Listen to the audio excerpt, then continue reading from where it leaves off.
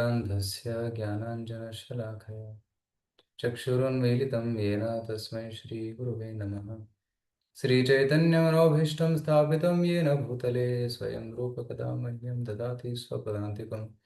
वन्देऽहं श्रीगुरो श्रीयुतापदकमलं श्रीगुरुन् वैष्णवांश्च श्रीरूपं साग्रजातं सहगणरघुनाथान्वितं तं सजीवं साद्वैतं सावधूतं परिजनसहितं कृष्णचैतन्यदेवं श्रीराधा कृष्णपादान् सहगणललिता श्रीविशाखान्वितांश्च नमो विष्णुपादाय कृष्णप्रेष्ठाय भूतले श्रीमते भक्तिवेदान्तस्वामिन्निति नामिने नमस्ते सारस्वते देवे गौरवाणी प्रचारिणे निर्विशेषशून्यवादी पाश्चात्यदेशतारिणे नमो महावदन्याय कृष्णप्रेमप्रदायते कृष्णाय कृष्णचैतन्य नामने गौरत्से नमः।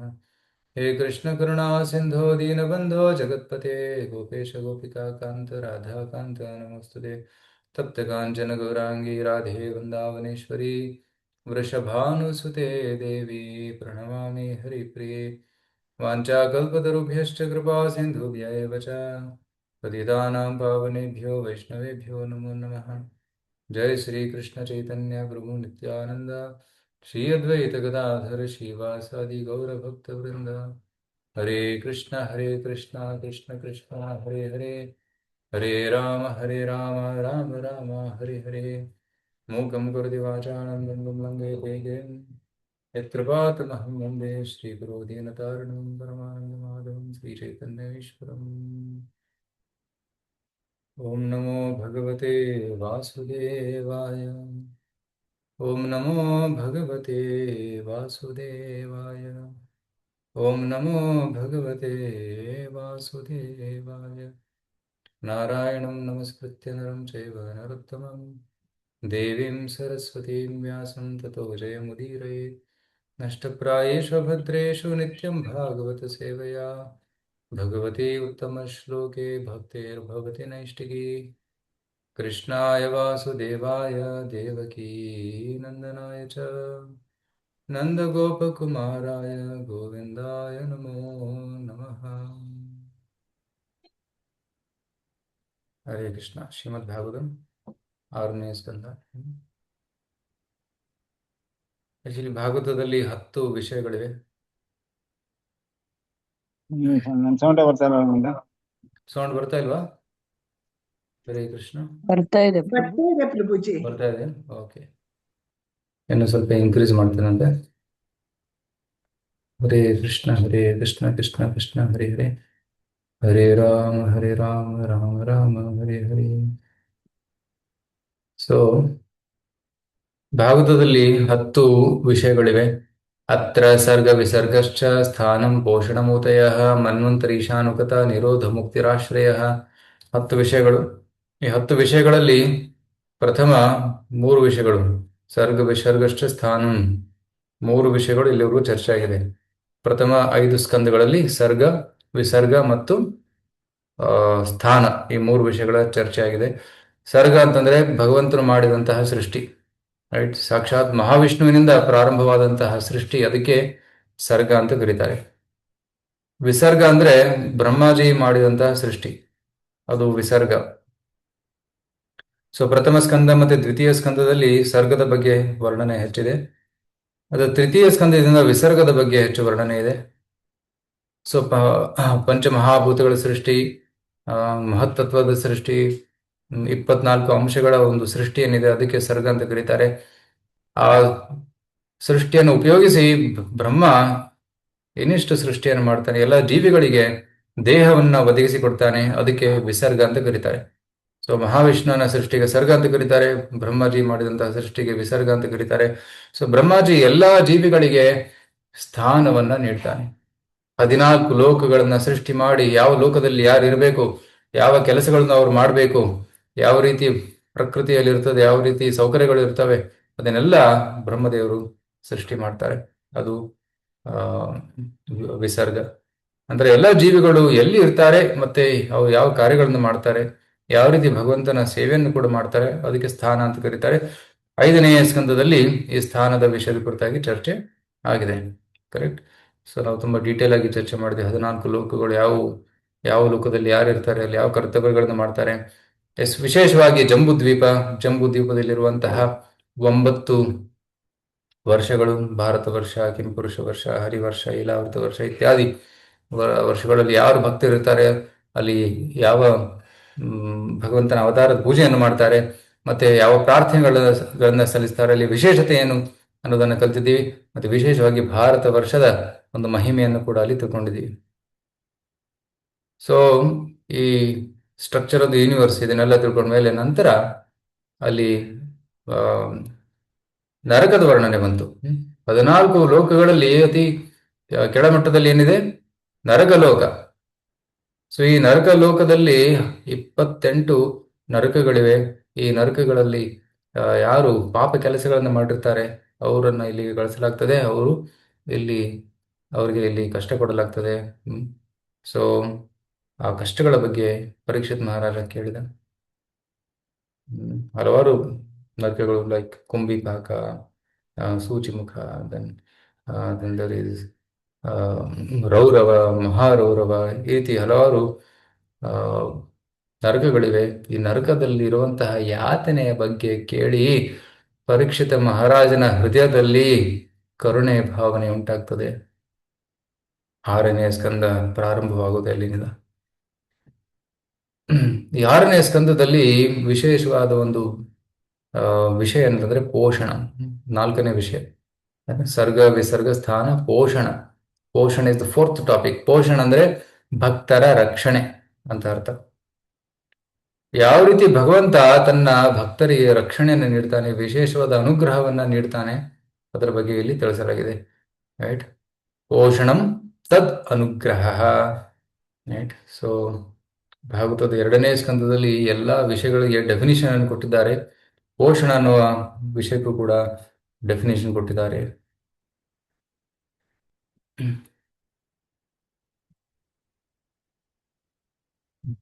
ಇಲ್ಲಿ ತೋರಿಸ್ತೇನೆ.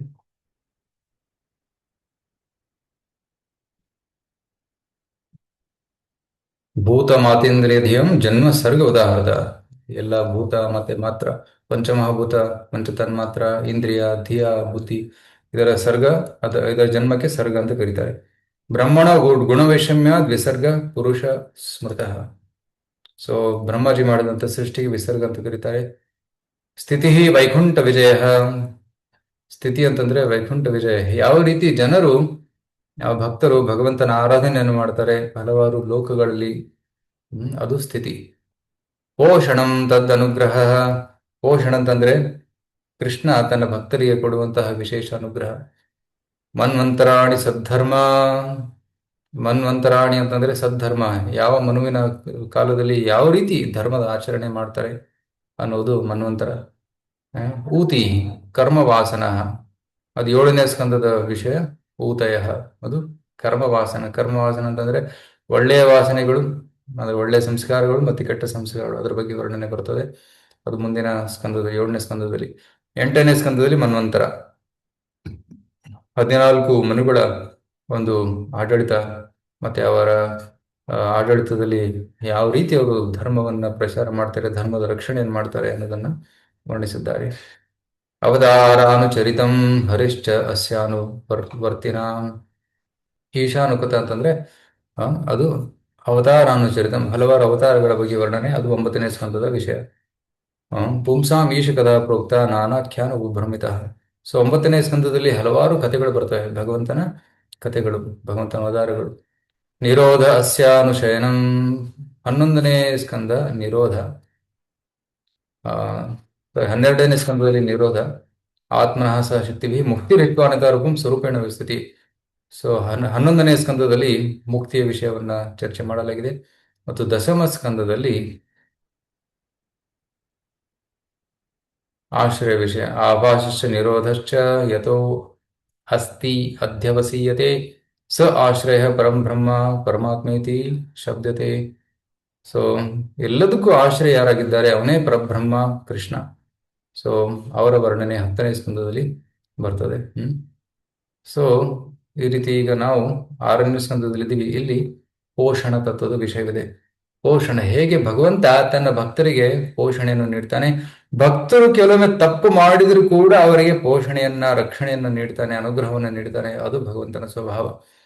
ಸೊ 6ನೇ ಸ್ಕಂದದಲ್ಲಿ ಅಜಾಮಿಳನ ಕತೆ, ದಕ್ಷ ಪ್ರಜಾಪತಿಯ ಕತೆ, ಇಂದ್ರನ ಕಥೆ, ಮತ್ತೆ ದಿತಿಯ ಕತೆ, ಈ ಚಿತ್ರಕೇತು ಮತ್ತೆ ದಿತಿ, ಈ 4 ಕಥೆಗಳು ಬರ್ತಾ ಇದ್ದಾವೆ. ಸೊ ಈ ಕಥೆಗಳಲ್ಲಿ ನಾವು ನೋಡ್ತೀವಿ, ಕೃಷ್ಣ ತನ್ನ ಭಕ್ತರಿಗೆ ತಪ್ಪು ಮಾಡಿದ್ರು ಕೂಡ ಭಕ್ತರಿಗೆ ರಕ್ಷಣೆಯನ್ನು ಕೊಡ್ತಾ ಇದ್ದಾನೆ. ಅಜಾಮಿಳ ತಪ್ಪು ಮಾಡಿದ, ಬ್ರಾಹ್ಮಣ ಕುಲದಲ್ಲಿ ಹುಟ್ಟಿದವನು, ಆದರೆ ತಪ್ಪನ್ನು ಮಾಡಿ ತಪ್ಪು ದಾರಿಯನ್ನು ಹಿಡಿದ, ಪಾಪವನ್ನು ಮಾಡಿದ. ಆದರೂ ಭಗವಂತ ಅವನಿಗೆ ರಕ್ಷಣೆಯನ್ನು ಕೊಟ್ಟ. ದಕ್ಷ ಪ್ರಜಾಪತಿ ಕೂಡ ಅವರು ಆಲ್ರೆಡಿ ಶಾಪವನ್ನ, ಅಂದರೆ ಶಿವನಿಗೆ ಅವಮಾನ ಮಾಡಿದ್ರು, ರೈಟ್. ಮತ್ತೆ ಅವರು ಪುನರ್ಜನ್ಮ ತಗೊಂಡು ಮತ್ತೆ ಬರ್ತಾರೆ. ಮತ್ತೆ ಮತ್ತೆ ದಕ್ಷನಿಗೆ ಭಗವಂತ ಅನುಗ್ರಹ ನೀಡ್ತಾನೆ. ರೈಟ್. ಭಕ್ತನ ಪ್ರತಿ ಅಪರಾಧ ಮಾಡಿದ್ರು ಕೂಡ ಭಗವಂತ ದಕ್ಷನಿಗೆ ದರ್ಶನವನ್ನು ನೀಡ್ತಾನೆ. ಅದು ನಾವು ಈ ಸ್ಕಂದದಲ್ಲಿ ನೋಡಬಹುದು. ನಂತರ ಇಂದ್ರ ತನ್ನ ಗುರುವಾದಂತಹ ಬೃಹಸ್ಪತಿಗೆ ಅವಮಾನ ಮಾಡ್ತಾನೆ. ರಾಕ್ಷಸರು, ದೈತ್ಯರು ಅಟ್ಯಾಕ್ ಮಾಡ್ತಾರೆ, ಆದ್ರೂ ಕೂಡ ಭಗವಂತ ಇಂದ್ರನಿಗೆ ರಕ್ಷಣೆಯನ್ನು ನೀಡ್ತಾನೆ. ಅದು ಭಗವಂತನ ಅನುಗ್ರಹ. ಚಿತ್ರಕೇತು ಮಹಾರಾಜರು, ಅವರು ವೃತ್ರಾಸುರರಾಗಿ ಅಸುರ ಕುಲದಲ್ಲಿ ಹುಟ್ಟಿದರು. ಭಗವಂತ ಅವರಿಗೂ ಕೂಡ ರಕ್ಷಣೆಯನ್ನು ನೀಡಿದ. ಸೊ ಈ ರೀತಿ ನಾವು ಭಗವಂತನ ರಕ್ಷಣೆಯನ್ನ, ಅನುಕಂಪವನ್ನ ಈ ಸ್ಕಂದದಲ್ಲಿ ನೋಡಬಹುದು. ಅದಕ್ಕಾಗಿ ಈ ಸ್ಕಂದದ ವಿಷಯ ಪೋಷಣಂ. ಈ ಸ್ಕಂದವನ್ನು ಓದಿದಾಗ ನಮಗೆ ಭಗವಂತನ ನಾಮದ ಮೇಲೆ ಶ್ರದ್ಧೆ ಬೆಳೆಯುತ್ತದೆ, ಭಗವಂತನ ರಕ್ಷಣೆ ಮೇಲೆ ಶ್ರದ್ಧೆ, ವಿಶ್ವಾಸ ಬೆಳೀತದೆ. ಓಕೆ. ಸೊ ಇದು ಸಂಕ್ಷಿಪ್ತವಾಗಿ 6ನೇ ಸ್ಕಂದದ ವಿಷಯ. ಸೊ ಇಲ್ಲಿ ನಾವು ಇನ್ನಿಷ್ಟು ವಿವರವಾಗಿ ಇವತ್ತು ಇಂಟ್ರೊಡಕ್ಷನ್ ನೋಡೋಣ. ಇವತ್ತು ಸಂಕ್ಷಿಪ್ತವಾಗಿ ಯಾವ ವಿಷಯಗಳು ಬರ್ತವೆ ಮತ್ತೆ ಕಥೆಯನ್ನ ಸಂಕ್ಷಿಪ್ತವಾಗಿ ನೋಡೋಣ. ಮುಂದಿನ ವಾರದಿಂದ ನಾವು ಡೀಟೇಲ್ ಆಗಿ ಪ್ರತಿಯೊಂದು ಚಾಪ್ಟರ್ ಬೈ ಚಾಪ್ಟರ್ ನಾವು ಡಿಸ್ಕಸ್ ಮಾಡೋಣ. ಸೊ ಈ 6ನೇ ಸ್ಕಂದದಲ್ಲಿ 19 ಅಧ್ಯಾಯಗಳಿವೆ, only 19 chapters. So it's very small canto. ಅನ್ಯ ಸ್ಕಂದಗಳಲ್ಲಿ ಸುಮಾರು 33 ಅಧ್ಯಾಯಗಳು ಕೂಡ ಇದ್ದು, ಆದರೆ 6ನೇ ಸ್ಕಂದದಲ್ಲಿ ಕೇವಲ 19 ಅಧ್ಯಾಯಗಳು ಮಾತ್ರ ಇದ್ದಾವೆ. ಓಕೆ. ಸೊ ಶ್ರೀಮದ್ ಭಾಗವತಂ 6ನೇ ಸ್ಕಂದದ, ಸೊ ಈ ಸ್ಕಂದದಲ್ಲಿ ಪ್ರಥಮ 3 ಅಧ್ಯಾಯಗಳಲ್ಲಿ ಅಜಾಮಿಳನ ಕಥೆ, ನಂತರ 4, 5, 6 ಇನ್ನು 3 ಅಧ್ಯಾಯಗಳಲ್ಲಿ ದಕ್ಷ ಮತ್ತು ನಾರದರ ಕಥೆ, 7 ಮತ್ತು 8 ಅಧ್ಯಾಯದಲ್ಲಿ ಇಂದ್ರ ಮತ್ತೆ ವಿಶ್ವರೂಪರ ಕಥೆ, 9ರಿಂದ 13ರಲ್ಲಿ ಇಂದ್ರ ಮತ್ತೆ ವೃತ್ರಾಸುರರ ಕಥೆ ಬರ್ತದೆ, 14, 15, 16, 17 ಈ 4 ಅಧ್ಯಾಯಗಳಲ್ಲಿ ಚಿತ್ರಕೇತು ಮಹಾರಾಜರ ಕಥೆ, ಅಂದ್ರೆ ವೃತ್ರಾಸುರನ ಪೂರ್ವ ಜನ್ಮದ ಕಥೆ. ಸೊ ಒಂದು ರೀತಿ ನೋಡಿದ್ರೆ 7ನೇ ಅಧ್ಯಾಯದಿಂದ 17ನೇ ಅಧ್ಯಾಯದವರೆಗೂ ಈ ಕಥೆನೇ ನಡೀತಾ ಇದೆ. ಚಿತ್ರಕೇತು ಮಹಾರಾಜ್, ವೃತ್ರಾಸುರ, ಇಂದ್ರ, ಈ 3 ಜನರ ಕಥೆ ಸುಮಾರು 11 ಅಧ್ಯಾಯಗಳಲ್ಲಿ ವಿವರಿಸಲಾಗಿದೆ. ನಂತರ 18 ಮತ್ತು 19 ಅಂತಿಮ 2 ಅಧ್ಯಾಯಗಳಲ್ಲಿ ಇಂದ್ರ ಮತ್ತೆ ದ್ವಿತೀಯ ಕಥೆ ಬರ್ತದೆ. ಸೊ ಎಷ್ಟು ಟೋಟಲ್ ಒಟ್ಟು ಕಥೆಗಳು? ಸಂಕ್ಷಿಪ್ತವಾಗಿ ನೋಡಿದ್ರೆ 4 ಕಥೆಗಳು, ಬಟ್ ವಿವರವಾಗಿ ನೋಡಿದ್ರೆ 6 ಕಥೆಗಳು ಇಲ್ಲಿ ಬರ್ತಾ ಇದ್ದಾರೆ. ಓಕೆ.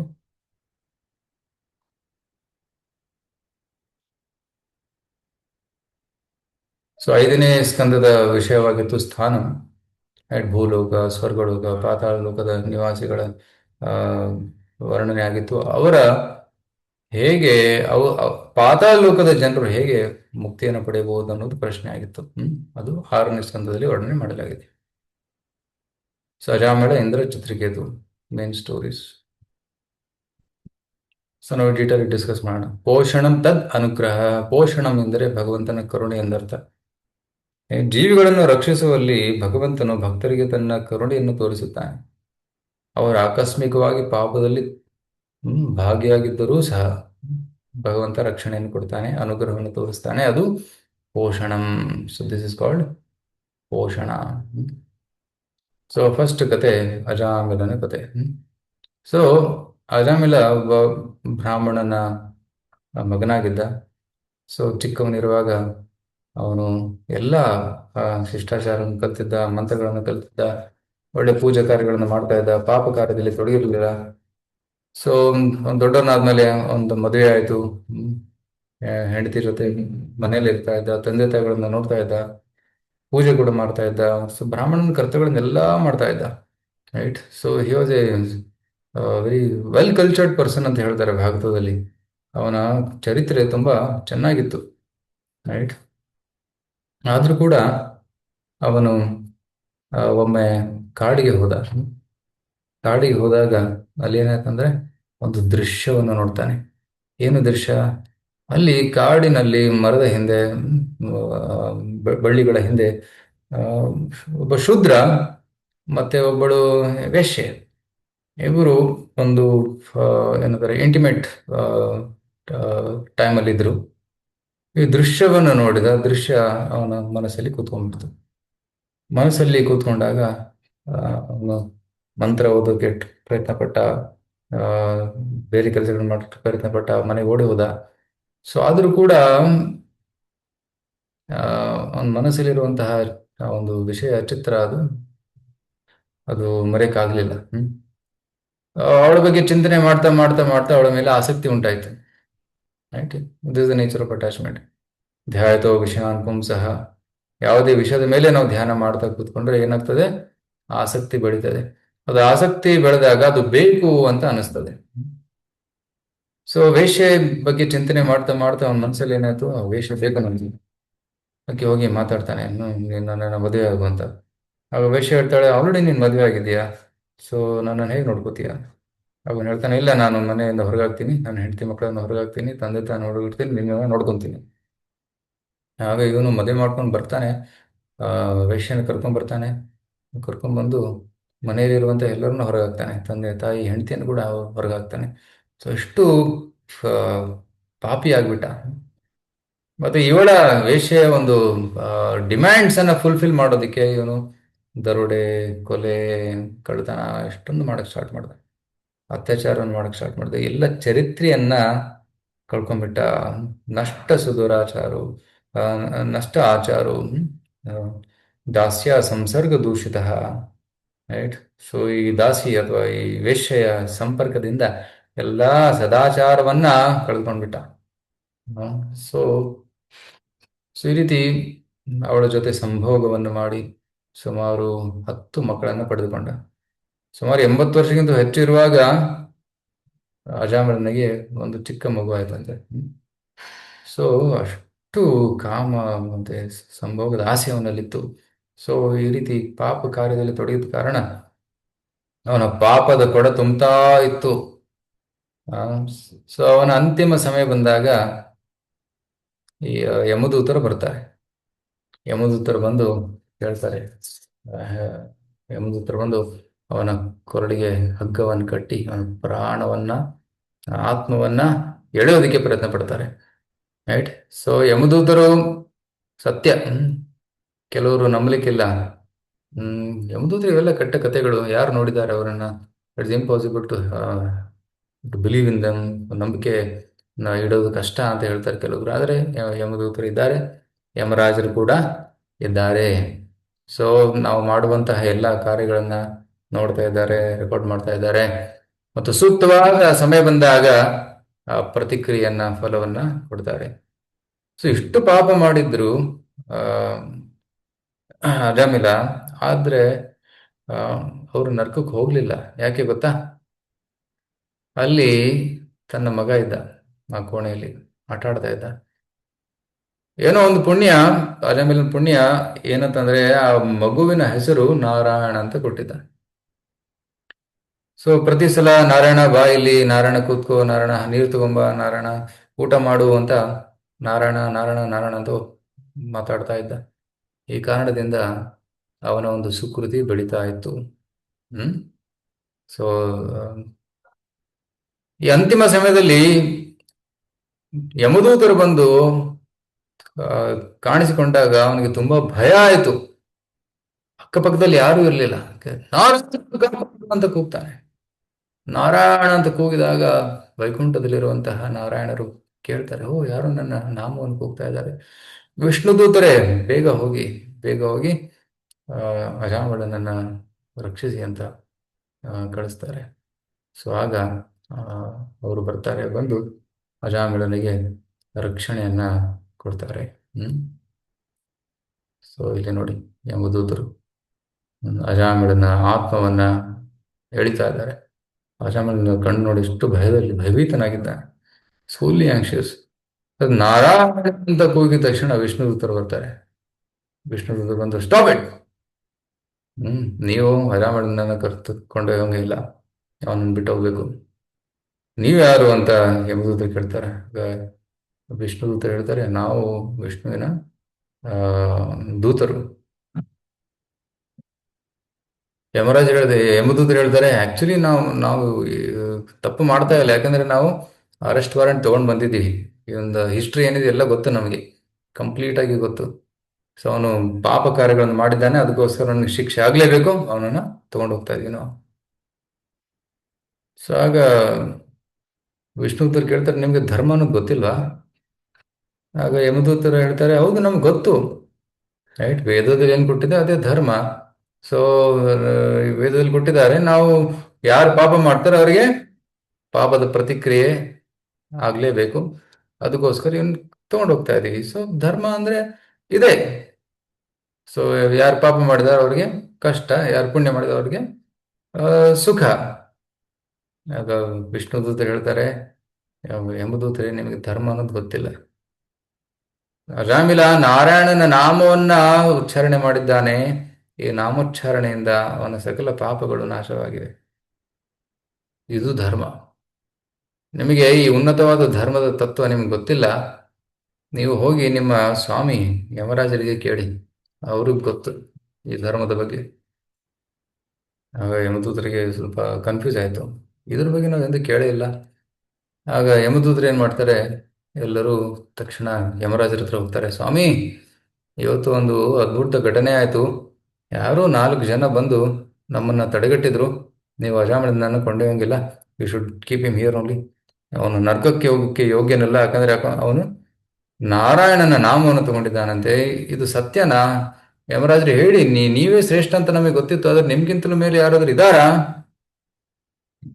ಆಗ ಯಮರಾಜರು ಹೇಳ್ತಾರೆ, ಓ, ನೀವು ತುಂಬಾ ಭಾಗ್ಯವಂತು, ಇವತ್ತು ನಿಮಗೆ ವಿಷ್ಣು ದೂತರ ದರ್ಶನವಾಗಿದೆ. ಈ ವಿಷ್ಣು ದೂತರ ದರ್ಶನ ತುಂಬಾ ದುರ್ಲಭ, ಯಾರಿಗೂ ಕಾಣಿಸ್ಕೊಳ್ಳೋದಿಲ್ಲ. ಅಂತಹವರು ನಿಮಗೆ ಕಾಣಿಸ್ಕೊಂಡಿದ್ದಾರೆ. ಎಷ್ಟು ಪುಣ್ಯ ಮಾಡಿರ್ಬೇಕು ನೀವು, ತುಂಬಾ ಪುಣ್ಯವಂತರು ನೀವು. ಸೊ ಬೆಟರ್, ನೀವು ಇಂದಿನಿಂದ ಯಾರು ಕೃಷ್ಣನಾಮ ಜಪ ಮಾಡ್ತಾರೆ ಅವ್ರ ಹತ್ರ ಹೋಗ್ಲೇಬಾರ್ದು. ಯಾಕಂದ್ರೆ ಈ ಭಗವಂತನ ನಾಮ ಏನಿದೆ ಅತಿ ಶ್ರೇಷ್ಠವಾದದ್ದು, ಅತಿ ಪವರ್ಫುಲ್, ತುಂಬಾ ಶಕ್ತಿಶಾಲಿಯಾದದ್ದು.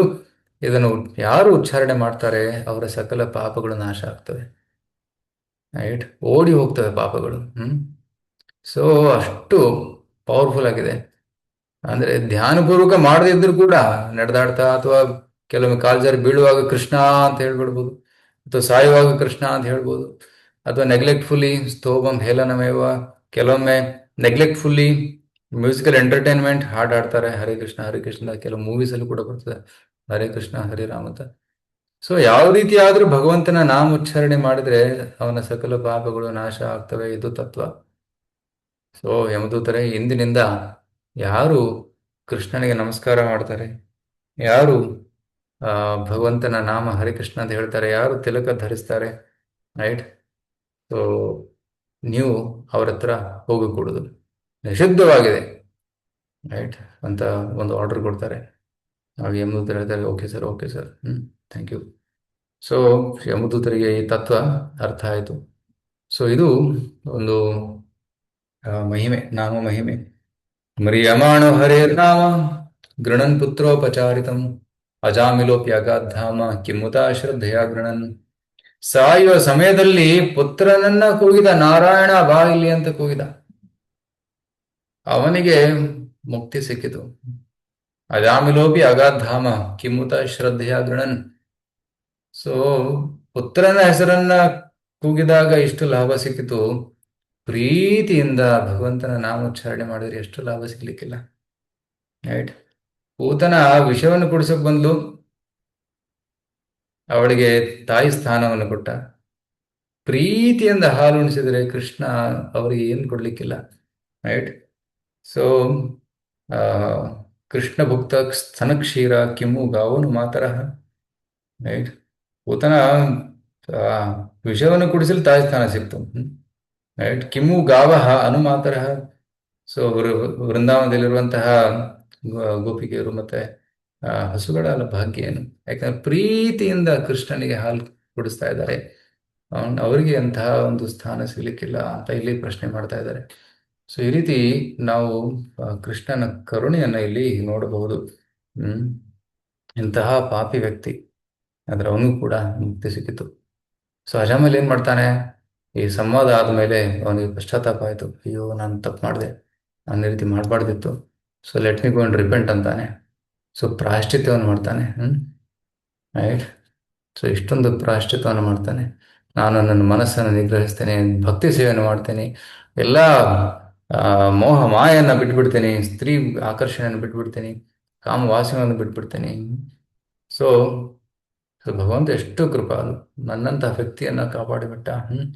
ಮತ್ತೆ ನಾನು ಇಂತಹ ಪ್ರಲೋಭನೆಗೆ ಒಳಗಾಗುವುದಿಲ್ಲ. ನಾನು ಇದನ್ನ ನಾನು ನನ್ನದು ಅನ್ನುವ ಭಾವನೆಯನ್ನು ಬಿಟ್ಟು ಭಗವಂತನ ಭಜನೆಯನ್ನು ಮಾಡ್ತೀನಿ ಅಂತ ಹರಿದ್ವಾರಕ್ಕೆ ಹೋಗ್ತಾನೆ. ಹರಿದ್ವಾರದಲ್ಲಿ ಕುಳಿತುಕೊಂಡು ಆಮೇಲೆ ದಿನನಿತ್ಯ ಹರಿನಾಮ ಸ್ಮರಣೆ ಮಾಡಿದ ಸುಮಾರು 10 ವರ್ಷಗಳ ಕಾಲ ಅಲ್ಲಿ ಧ್ಯಾನವನ್ನು ಮಾಡಿದ, ಸಾಧನೆಯನ್ನು ಮಾಡಿದ ನಂತರ ಅವರೇ ವಿಷ್ಣುದೂತರು ಮತ್ತೆ ಬರ್ತಾರೆ. ರೈಟ್. ವೈಕುಂಠ ವಿಮಾನದಲ್ಲಿ ಬರ್ತಾರೆ. ಅಜಾಮಿಳನನ್ನ ವೈಕುಂಠ ವಿಮಾನದಲ್ಲಿ ಭಗವಂತನ ಕಡೆ ಕರ್ಕೊಂಡು ಹೋಗ್ತಾರೆ. ಸೊ ಅಜಾಮಿಲನಿಗೆ ವೈಕುಂಠ ವಾಸ ದೊರಕಿತು. ಸೊ ಇದು ಅಜಾಮಿಲನ ಕತೆ. ಸೊ ಈ ಕಥೆಯಲ್ಲಿ ಏನಿದೆ ಅಂದರೆ ಭಗವಂತನ ನಾಮದ ಮಹಿಮೆ ಇದೆ. ಸೊ ಪರೀಕ್ಷಿತ್ ಮಹಾರಾಜರಿಗೆ ಪ್ರಶ್ನೆ ಏನಿತ್ತು, ಒಬ್ಬ ವ್ಯಕ್ತಿ ಹೇಗೆ ಈ ನರಕದಿಂದ ಮುಕ್ತ ಆಗಬಹುದು ಅಂತ ಒಂದು ಪ್ರಶ್ನೆ ಇತ್ತು. ಸೊ ಪರೀಕ್ಷಿತ್ ಮಹಾರಾಜರು ಕೇಳ್ತಾರೆ, ಈ ಮಾರ್ಗ ತೋರಿಸಿ, ಏನಿದೆ ಆ ಒಂದು ಮುಕ್ತಿಗೆ ಮಾರ್ಗ ಅಂತ. ಆಗ ಸುಖದೇವ್ ಗೋಸ್ವಾಮಿಯವರು ಆಕ್ಚುಲಿ ಟೆಸ್ಟ್ ಮಾಡ್ತಾರೆ ಫಸ್ಟ್. ಸುಖದೇವ್ ಗೋಸ್ವಾಮಿ ಏನ್ ಹೇಳ್ತಾರೆ,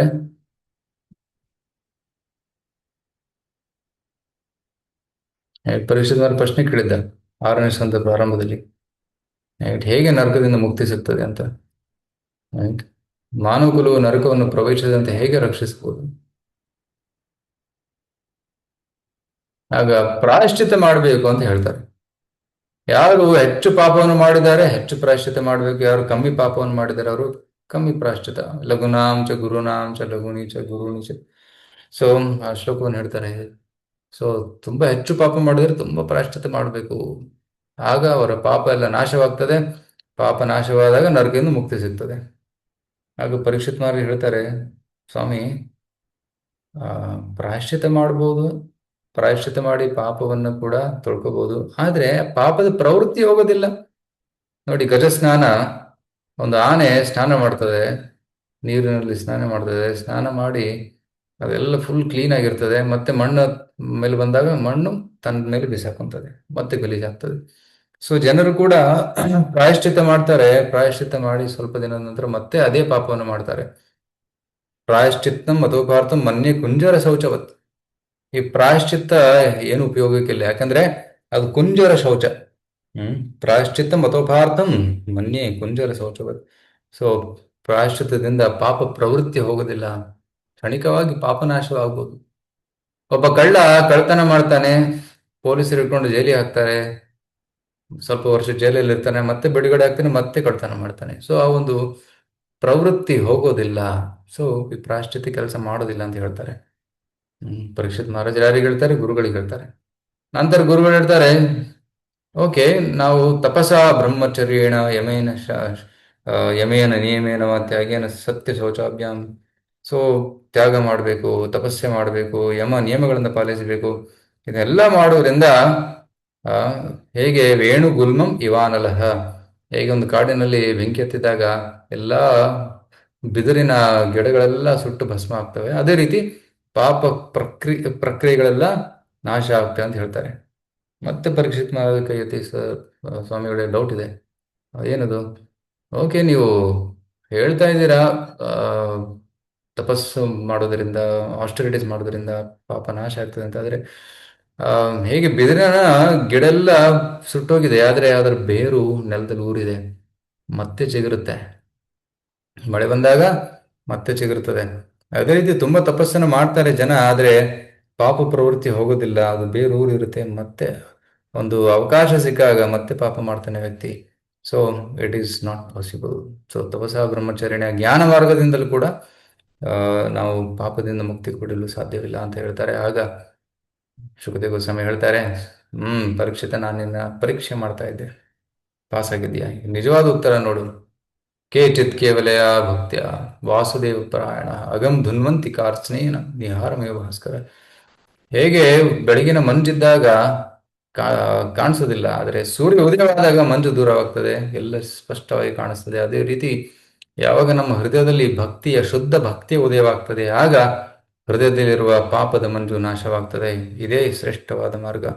ಸೊ ಈ ಮಾರ್ಗ ತುಂಬಾ ಶ್ರೇಷ್ಠವಾದದ್ದು. ಈ ಮಾರ್ಗವನ್ನ ಆ ಮಾರ್ಗದಲ್ಲಿ ನಡೆದು ಒಂದು ಪಾಪದಿಂದ ಮುಕ್ತರಾದವರ ಒಂದು ಉದಾಹರಣೆಯೇ ಅಜಾಮಿಲ.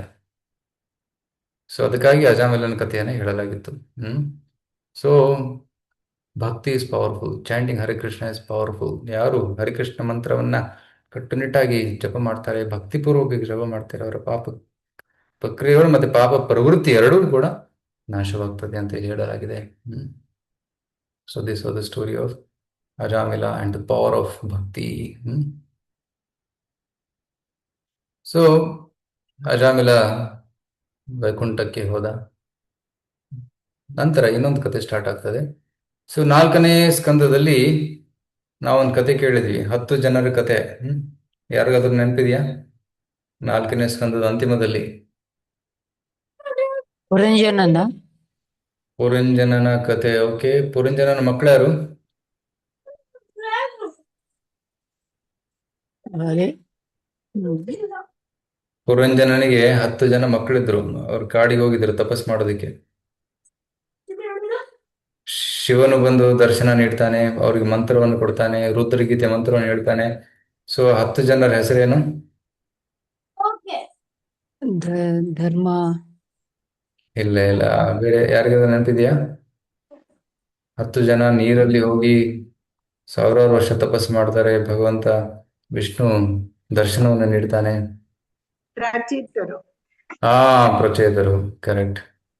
ಸೊ ಈ ಪ್ರಚೇತರು ಅಲ್ಲಿ ಧ್ಯಾನ ಮಾಡ್ತಾ ಇದ್ರು. ಸೊ ಈ 4ನೇ ಸ್ಕಂದದ ಕಥೆ ಇಲ್ಲಿ ಮತ್ತೆ ಕಂಟಿನ್ಯೂ ಆಗ್ತಾ ಇದೆ. ಓಕೆ, ಸೊ ಯಾಕೆ ಈ ಒಂದು ಮಿಷನ್ ಇದೆ ಅಲ್ಲಿ. ಸೊ ಪ್ರಚೇತರು ಅಲ್ಲಿ ಧ್ಯಾನ ಮಾಡ್ತಾ ಇದ್ರು. ಧ್ಯಾನ ಮಾಡುವಾಗ ಭಗವಂತನ ದರ್ಶನ ಆಗ್ತದೆ. ಸುಮಾರು ವರ್ಷಗಳ ನಂತರ ಅವರು ಹೊರಗಡೆ ಬರ್ತಾರೆ. ಓಕೆ, ಇಲ್ಲಿದೆ.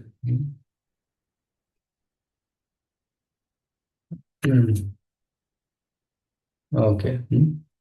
ಸೊ ಪರೀಕ್ಷಿತ ಪ್ರಶ್ನೆ ಕೇಳ್ತಾನೆ, ಹೇಗೆ ಎಲ್ಲ ಆ ಈಗ ಅನುಸರ್ಗಂ ಅಂದ್ರೆ ಬ್ರಹ್ಮನ ಸೃಷ್ಟಿ ಹೇಗೆ ಮತ್ತೆ ಕಂಟಿನ್ಯೂ ಆಯ್ತು ಅನ್ನೋದ್ರ ಬಗ್ಗೆ ಪ್ರಶ್ನೆ ಕೇಳ್ತಾರೆ. ಅದಕ್ಕೆ ಕತೆ ಕಂಟಿನ್ಯೂ ಆಗ್ತದೆ. ಸೊ ಪ್ರಚೇತರು ಧ್ಯಾನಕ್ಕೆ ಹೋಗಿದ್ರು.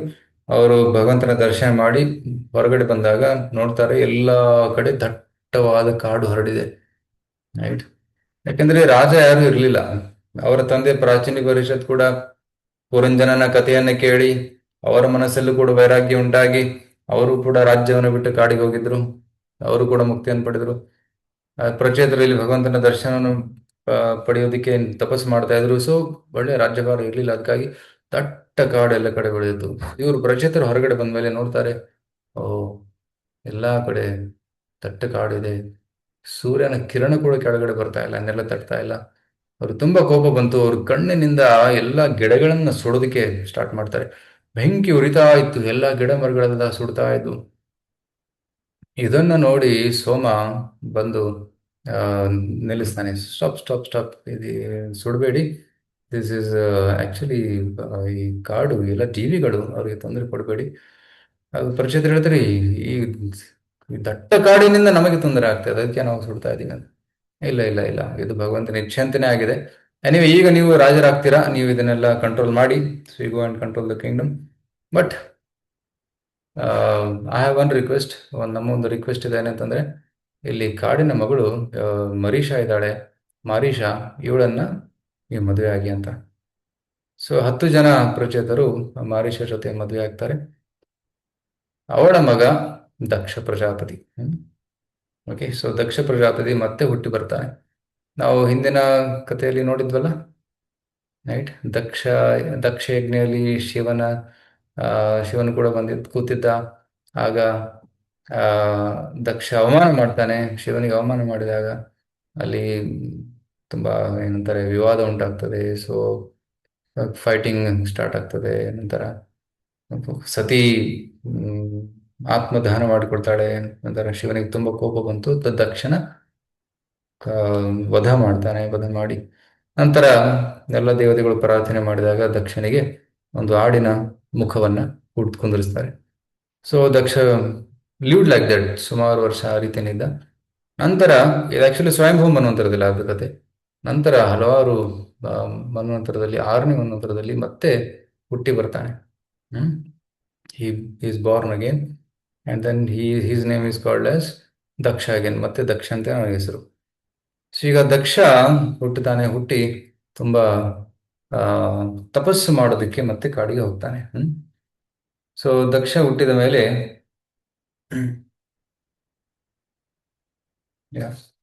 ಸೊ ಹಲವಾರು ಮಕ್ಕಳನ್ನ ತಪಸ್ಸು ಮಾಡೋದಕ್ಕೆ ಕಾಡಿಗೆ ಹೋಗ್ತಾನೆ. ಸೊ ದಕ್ಷನ ಒಂದು ಕೆಲಸ ಏನಿತ್ತು, ಪಾಪ್ಯುಲೇಷನ್ ಇನ್ಕ್ರೀಸ್ ಮಾಡುವುದು. ದಕ್ಷ ಮೀನ್ಸ್ ಎಕ್ಸ್ಪರ್ಟ್. ಯಾವುದ್ರಲ್ಲಿ expert in sex life, expert in family life. So ಈ ಜೀವಿಗಳಿಗೆಲ್ಲ ದೇಹವನ್ನ ಕೊಡುವುದು ಕರ್ತವ್ಯ ಆಗಿತ್ತು. ಅದು ಒಂದು ಪಾಪ್ಯುಲೇಷನ್ ಬೇಗ ಇನ್ಕ್ರೀಸ್ ಆಗ್ತಾ ಇರಲಿಲ್ಲ. ಅದಕ್ಕಾಗಿ ತಪಸ್ಸು ಮಾಡೋದಕ್ಕಂತ ಅಘಮರ್ಷಣ ಅನ್ನುವ ಪರ್ವತಕ್ಕೆ ಹೋಗ್ತಾನೆ. ವಿಂಧ್ಯ ಪರ್ವತದಲ್ಲಿ ಒಂದು ಜಾಗ ಇದು. ಆ ಒಂದು ಸ್ಥಳಕ್ಕೆ ಹೋಗಿ ತಪಸ್ಸು ಮಾಡ್ತಾನೆ. ಸುಮಾರು ವರ್ಷ ತಪಸ್ಸನ್ನು ಮಾಡಿ ಭಗವಂತನ ದರ್ಶನವನ್ನ ಪಡೆದುಕೊಳ್ತಾನೆ. ಸೊ ದಕ್ಷ ಮಾಡಿದಂತಹ ಪ್ರಾರ್ಥನೆಗೆ ಹಂಸಗುಹ್ಯ ಅಂತ ಕರೀತಾರೆ. ಪ್ರಚೇತರು ಕಾಡನ್ನ ಸುಡ್ತಾ ಇದ್ದಾರೆ. ಸೋಮದೇವ ಚಂದ್ರ ಬಂದು ಅವರನ್ನ ನಿಲ್ಲಿಸ್ತಾನೆ. ನಂತರ ಮಾರೀಷ ಜೊತೆ ಮದುವೆ ಆಗ್ತದೆ. ಓಕೆ, ನಂತರ ದಕ್ಷ ತಪಸ್ಸನ್ನ ಮಾಡಿ ಭಗವಂತನ ದರ್ಶನವನ್ನ ಪಡೆದುಕೊಳ್ತಾನೆ. ಸೊ ಇದು ಹಂಸಗುಹ್ಯ ಪ್ರಾರ್ಥನೆ ಅಂತ ಮಾಡ್ತಾನೆ. ಸೊ ಭಗವಂತನಿಂದ ಆಶೀರ್ವಾದವನ್ನ ಪಡೆದುಕೊಳ್ತಾನೆ. ಸೊ ಪ್ರಜಾಪತಿ ಪಂಚಜನ್ಯ ಮಗಳಾದಂತಹ ಅಸೀಕ್ನಿ ಜೊತೆ ಮದುವೆ ಆಗು, ಅವಳಿಂದ ನೀನು 100 ಮಕ್ಕಳನ್ನ ಪಡೆಯಂತ ವರವನ್ನ ಕೊಡ್ತಾರೆ. ದಕ್ಷ ತಪಸ್ ಮಾಡಿದ್ಯಾಕೆ? ಹೆಂಡತಿಯನ್ನು ಪಡೆದುಕೊಳ್ಳೋದಕ್ಕೆ. ಸೊ ಭಗವಂತನ ದರ್ಶನವಾಗಿದೆ. ಆದ್ರೆ ದಕ್ಷ ನೋಡಿ ಭಗವಂತನನ್ನ ಕೇಳಿಲ್ಲ, ಭಗವಂತನ ಭಕ್ತಿ ಸೇವೆಯನ್ನ ಕೇಳಲಿಲ್ಲ. ಅದರ ಬದಲಾಗಿ ಒಂದು ಭೌತಿಕ ಏನಂತಾರೆ ಲಾಭವನ್ನ ಕೇಳಿದ. ಯಾಕೆಂದ್ರೆ ದಕ್ಷನಲ್ಲಿ ಆ ಅಪರಾಧದ ಭಾವನೆ ಇನ್ನು ಹೋಗಿರ್ಲಿಲ್ಲ. ಆ ಶಿವನ ಪ್ರತಿ ಅಪರಾಧ ಮಾಡಿದ್ದ. ಆದ ಕಾರಣದಿಂದ ಶುದ್ಧ ಭಕ್ತಿಯ ಒಂದು ವಿಚಾರ, ಒಂದು ಆಸೆ ಮನಸ್ಸಲ್ಲಿ ಮೂಡಿರ್ಲಿಲ್ಲ. ಸೊ ಭಗವಂತನ ದರ್ಶನ ಕೊಟ್ಟರು ಕೂಡ ಇದು ಭಗವಂತನ ಅನುಗ್ರಹ, ದಕ್ಷಿಣ ಮೇಲೆ ಅನುಗ್ರಹ. ಇಷ್ಟು ಅಪರಾಧ ಮಾಡಿದ ಮೇಲೆ ಕೂಡ ಭಗವಂತ ಇಲ್ಲಿ ದಕ್ಷಿಣಕ್ಕೆ ದರ್ಶನವನ್ನು ಕೊಟ್ಟಿದ್ದಾನೆ. ನನಗೆ ಹೆಂಡತಿ ಬೇಕು ಅಂತ ಕೇಳ್ತಾನೆ. ಆಯ್ತು ತಗೋ ಅಂತ ಭಗವಂತ ಆರ್ಡರ್ ಮಾಡ್ತಾನೆ. So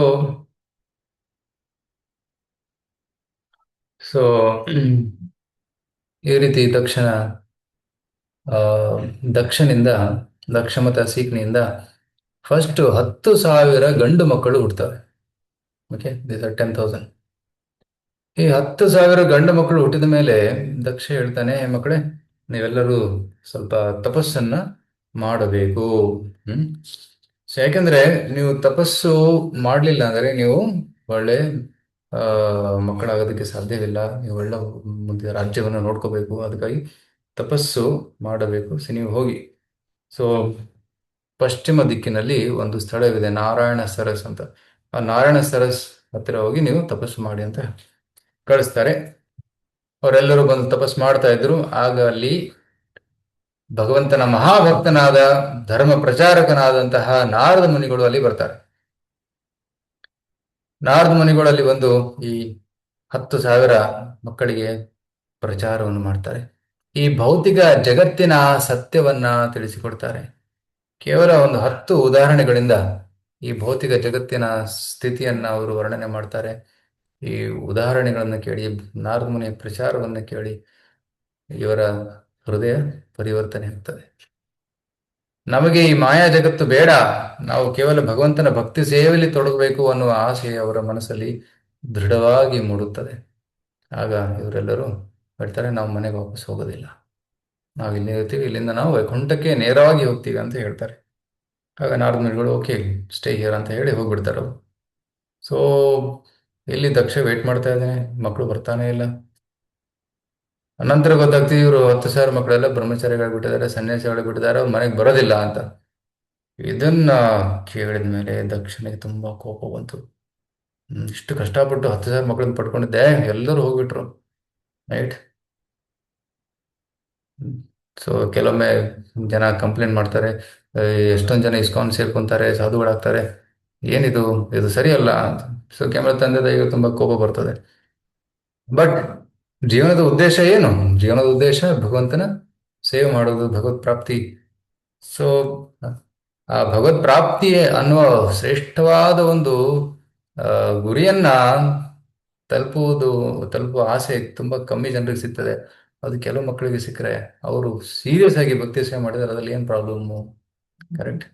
so we should encourage ಇಂತಹ ಒಂದು ಭಾವನೆಯನ್ನು ನಾವು ಎನ್ಕರೇಜ್ ಮಾಡಬೇಕು. ಇಲ್ಲಾಂದ್ರೆ ಈ ಭೌತಿಕ ಜಗತ್ತಿನಲ್ಲಿ ಕಷ್ಟಪಟ್ಟು ಓದುವುದು, ಕೆಲಸ ಮಾಡುವುದು, ದುಡ್ಡು ಗಳಿಸುವುದು, ಮತ್ತೆ ಬಂಧನದಲ್ಲಿ ಸಿಲುಕುವುದು, ಇದೆಲ್ಲ ಮಾಡಿದ್ದಾರೆ. ಎಷ್ಟೊಂದು ವರ್ಷಗಳ ಕಾಲ ಅಥವಾ ಜನ್ಮಗಳ ಕಾಲ ಮಾಡಿದ್ದಾರೆ.